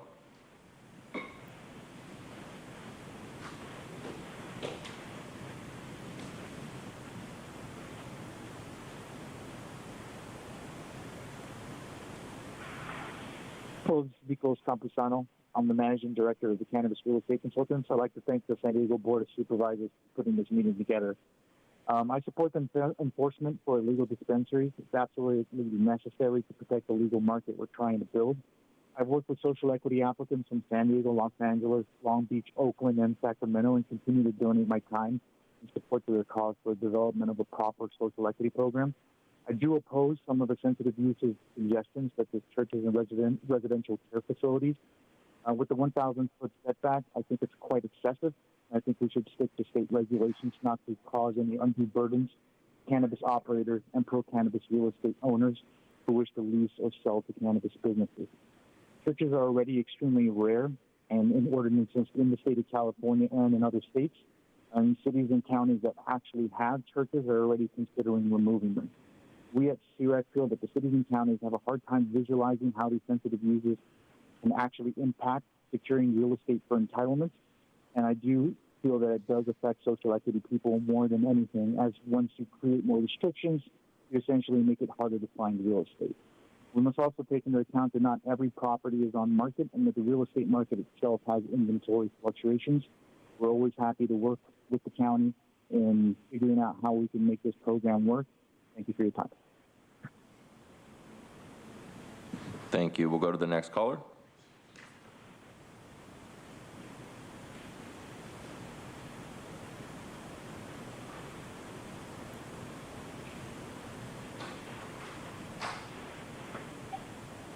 Good afternoon, Chair Fletcher and honorable supervisors.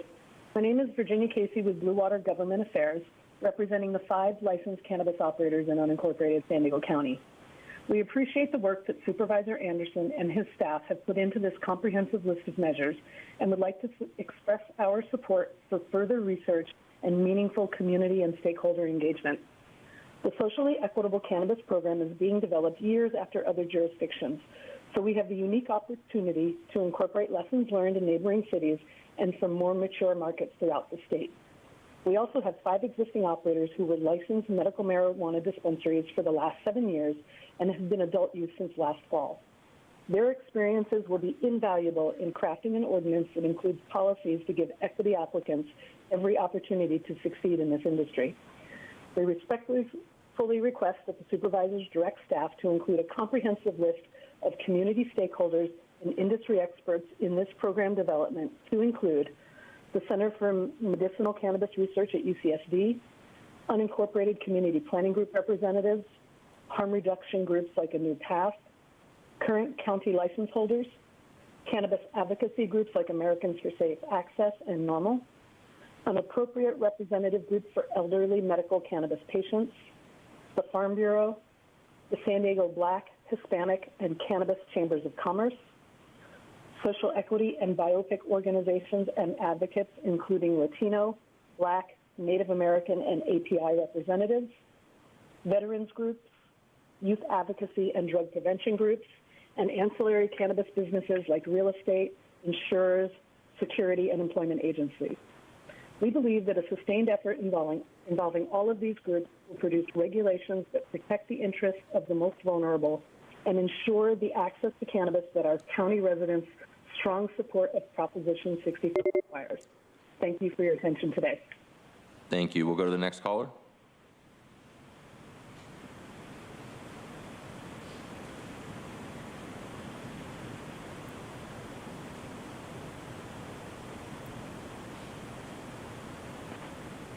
Is truth? Man, I gotta call a spade and say I'm tired of people using the word racism when they disagree. It's not okay. It's coded crime. Now, seriously, Joel, it may seem like I've picked on you a bit today, but that's only because you intentionally keep so quiet or stare at your phone in these meetings. Regardless, I have no problem giving credit where credit is due. It's about time someone finally starts listening to their constituents. I'm not sure why every single supervisor can't do that way more often. It's good to see at least a consideration that marijuana businesses should preferably operate at respectful distances from locations such as near schools, near child care centers, or near places of worship. However, I can't say that I agree with all the program considerations. There'd have to be some serious editing and striking for me to be in full support. But it's good to see at least some kind of effort being put forth. Now, which other of you supervisors are going to have an open mind and try your hand at seriously considering the needs of the communities you're affecting with your decisions? Let's see you actually live up to your words, Nathan. Otherwise, I'm going to think it was a joke. Believe it or not, people will ease up if you just listen more. And Joel, you're right. You're definitely not going to be the supervisor for East County in the future. I bet you realized that at that town hall in Lakeside the other day.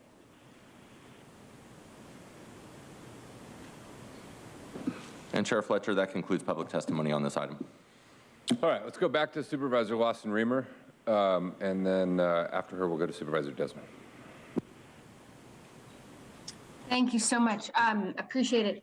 I just had one A couple small questions. I wanted to better understand the item around the just from Supervisor Anderson, what the employment standards would be if they match the ABC employment standards.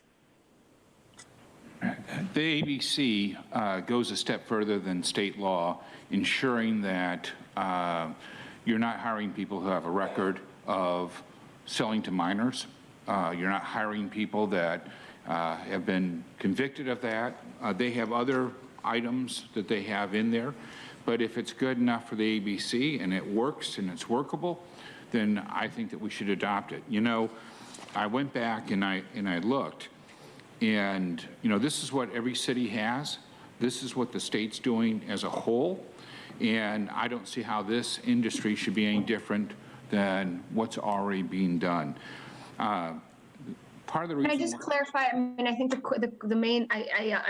This is really a question because obviously this is all coming back. So as part of this is also just for staff to clarify kind of some of the questions that I'm interested in. I just want to make sure we're not going to be excluding folks who were previously involved in the cannabis industry when it was illegal, but are now doing legal sales. You know, because obviously we want to sort of support that transition. So that's my concern, is making sure there's a ramp and an on-ramp for folks who might have been arrested or incarcerated for when cannabis was illegal to actually be engaged in this industry now that it is legal, and that we're not excluding people from that opportunity. So I think that's just my concern on that front. And then the other one was on the residential care facilities. Does that include like senior facilities, like nursing homes and stuff, or skilled nursing homes? Yes, it would.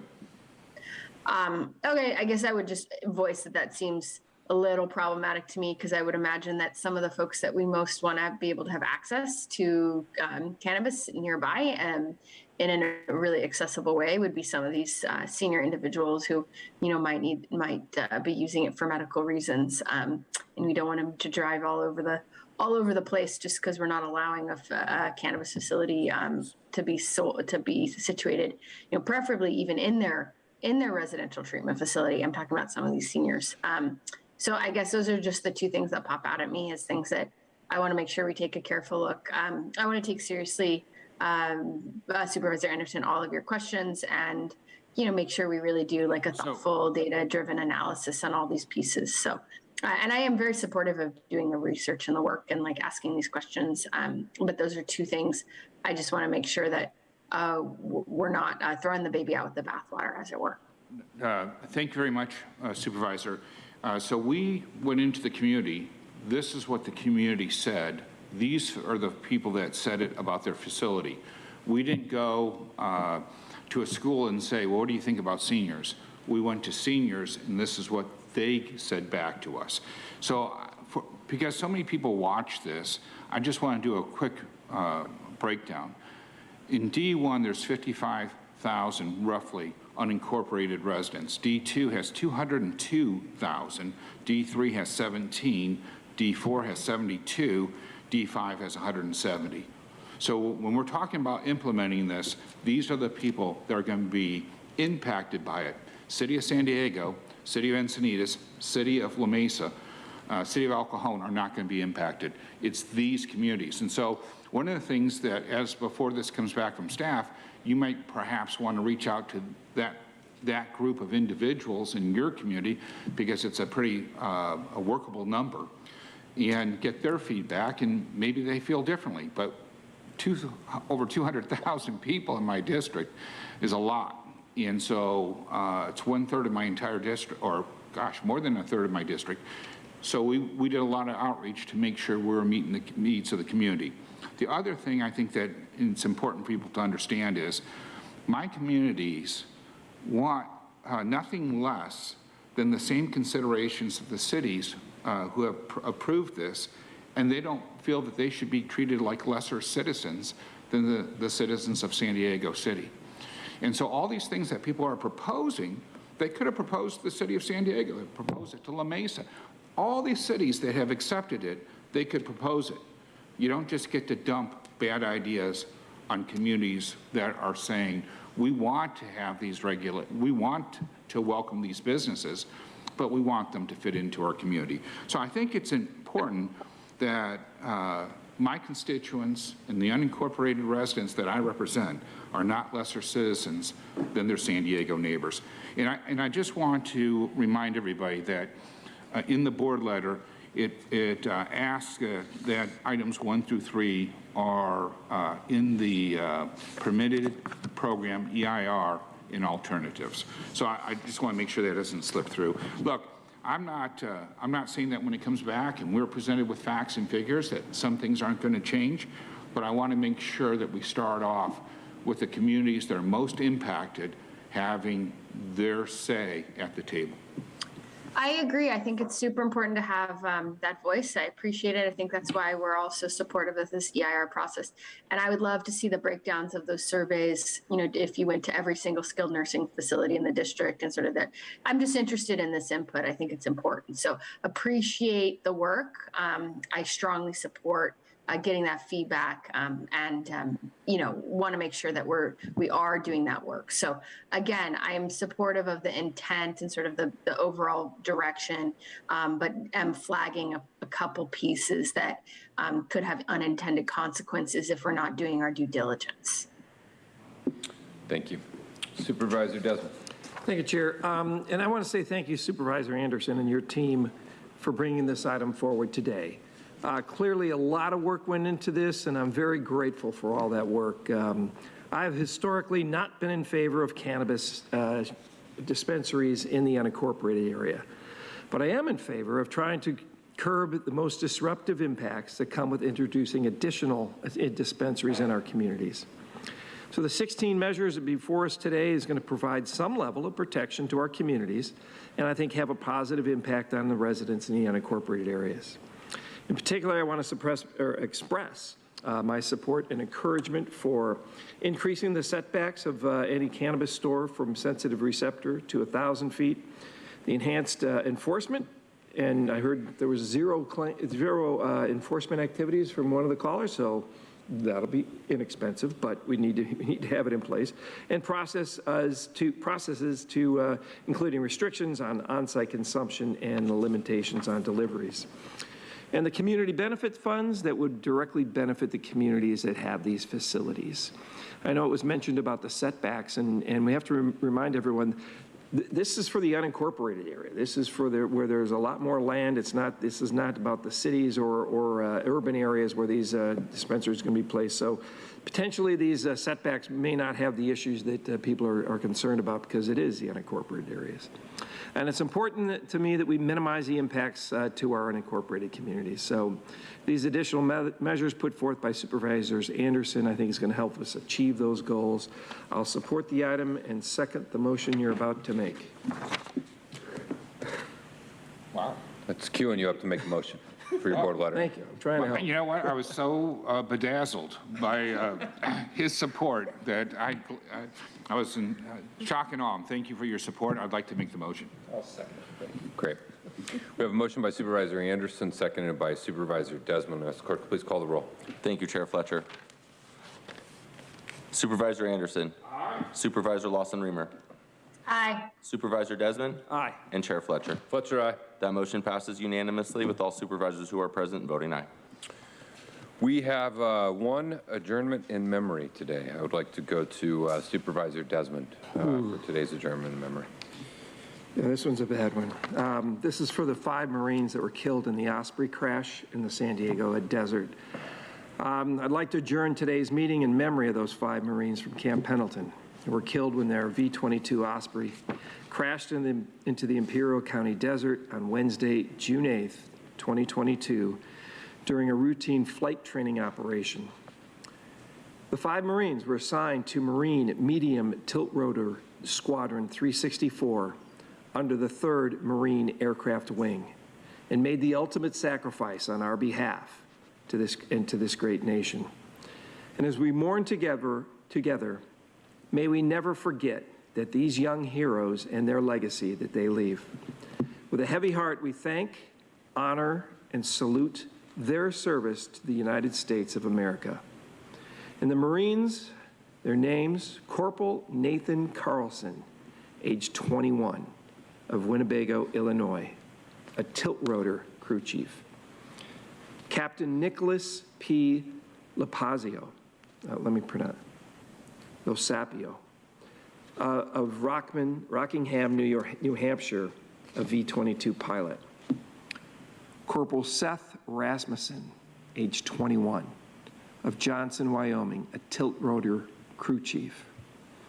Captain John Sachs, 33, of Placer, California, a V-22 pilot. And Lance Corporal Evan Strickland, age 19, of Valencia, New Mexico, a tilt-rotor crew chief. So our deepest condolences go out to their families, their loved ones, and to their Marine Squadron family. Thank you. Thank you, Supervisor Desmond, and we join you, the entire board does, in that adjournment, the unfortunate tragedy that hits home for everyone. As a Marine father, you think a lot about everyone who's out there, and including a different perspective with your own son and those families whose lives are forever changed. And we are grateful to these Marines for their service to our country and their willingness to serve. And we express our deepest condolences and thoughts to their family and friends and to the entire Marine Corps and San Diego community. So thank you for adjourning today.